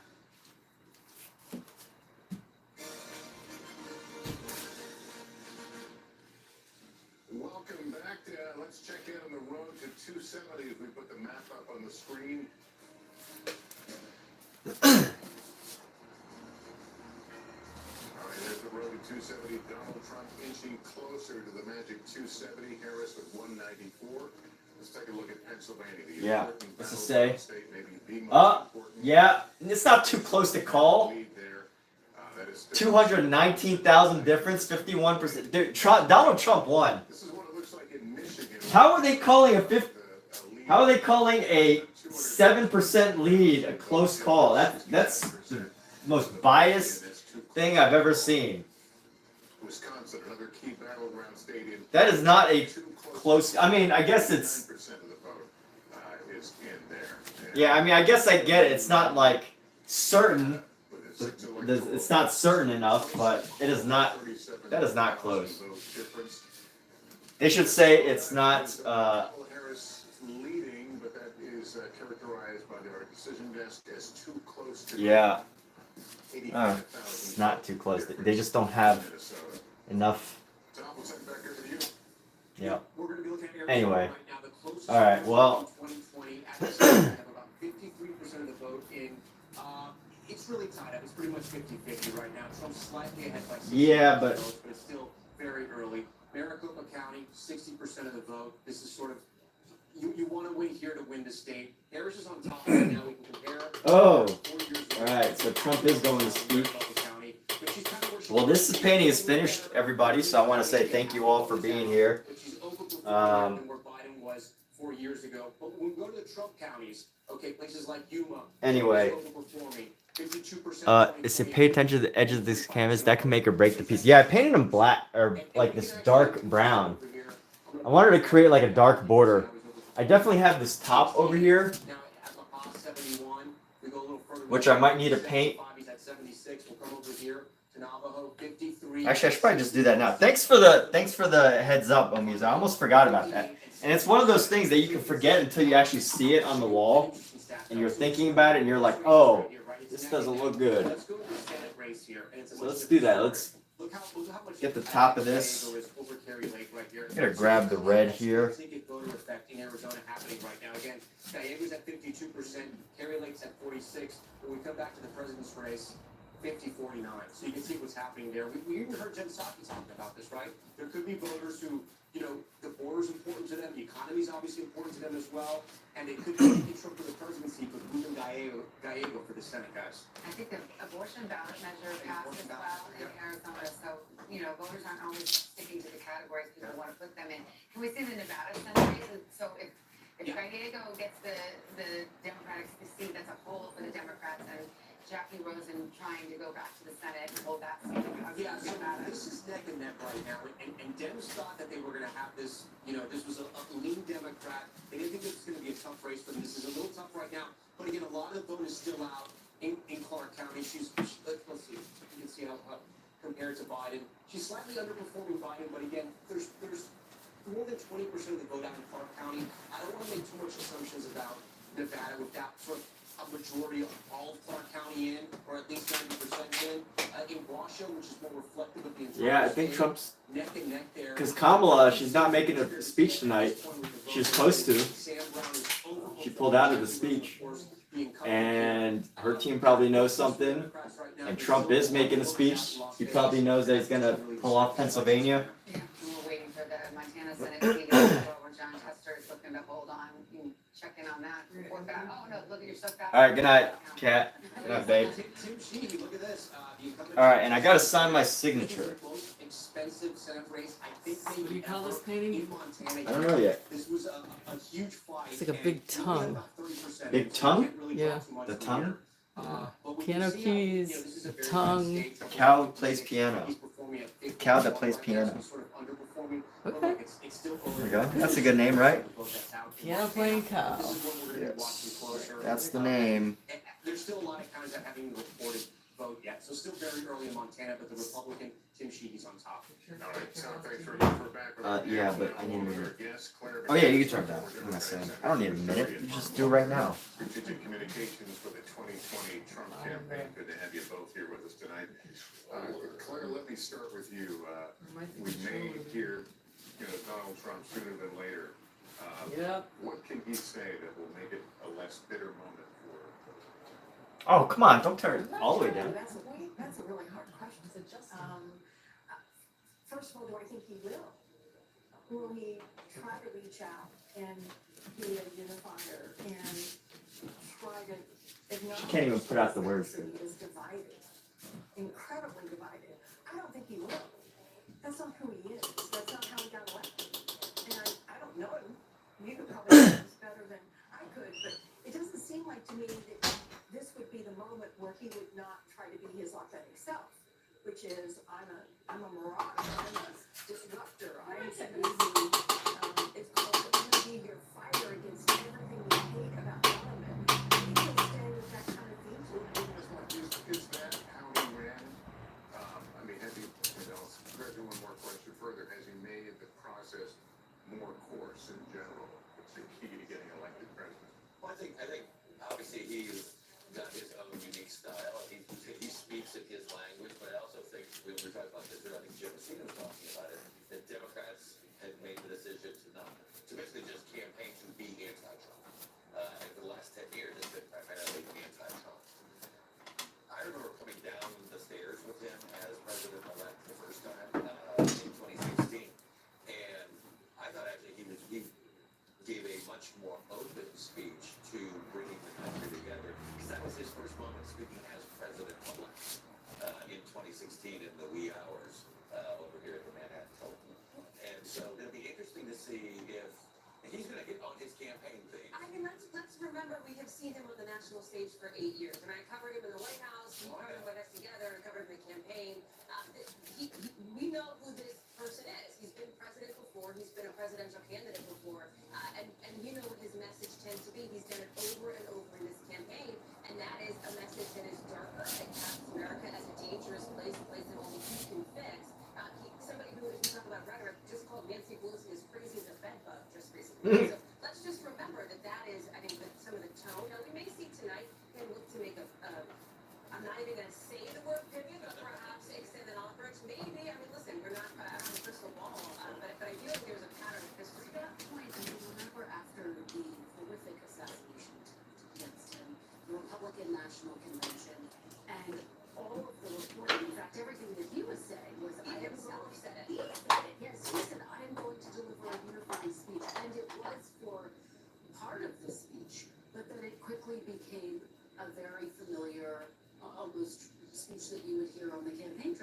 that's what he ran for, and is perhaps going to prevail on that very way of thinking. And I don't know that he would have any incentive to change unless, there was, he had felt in the moment some magnanimity. All right.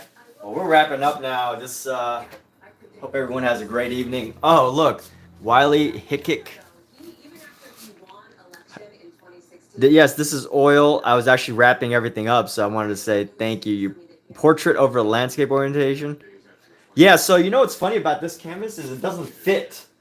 So 36 inches is 36 inches up. It's too big. I can't fit on this canvas, so I'm stuck with landscape for this. Unless I take this off. I don't know if I can take this off, but I don't know. I wonder if I can take it off.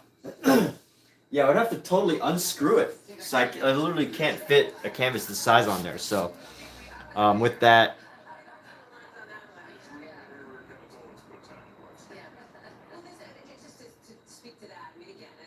yeah, I think. Oh yeah, election day. That's good idea, dude. I like that. That's that or the cow's tongue.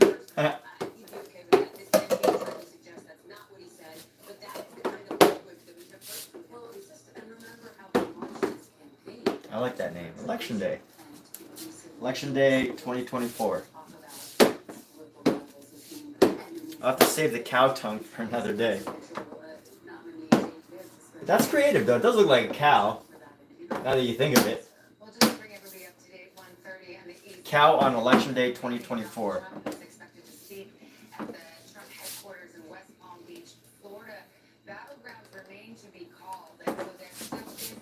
It's not remain to be called. Just submit it. That is such a big gap. That gap is absolutely massive.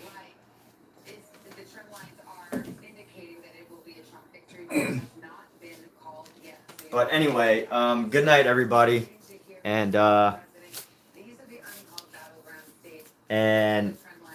bless America. So today is a day that I have to wrap, and bless you all. God bless you all. Wisconsin and Michigan kind of bringing up the rear there in terms of these Midwest, East Coast time zones. So we will continue to follow this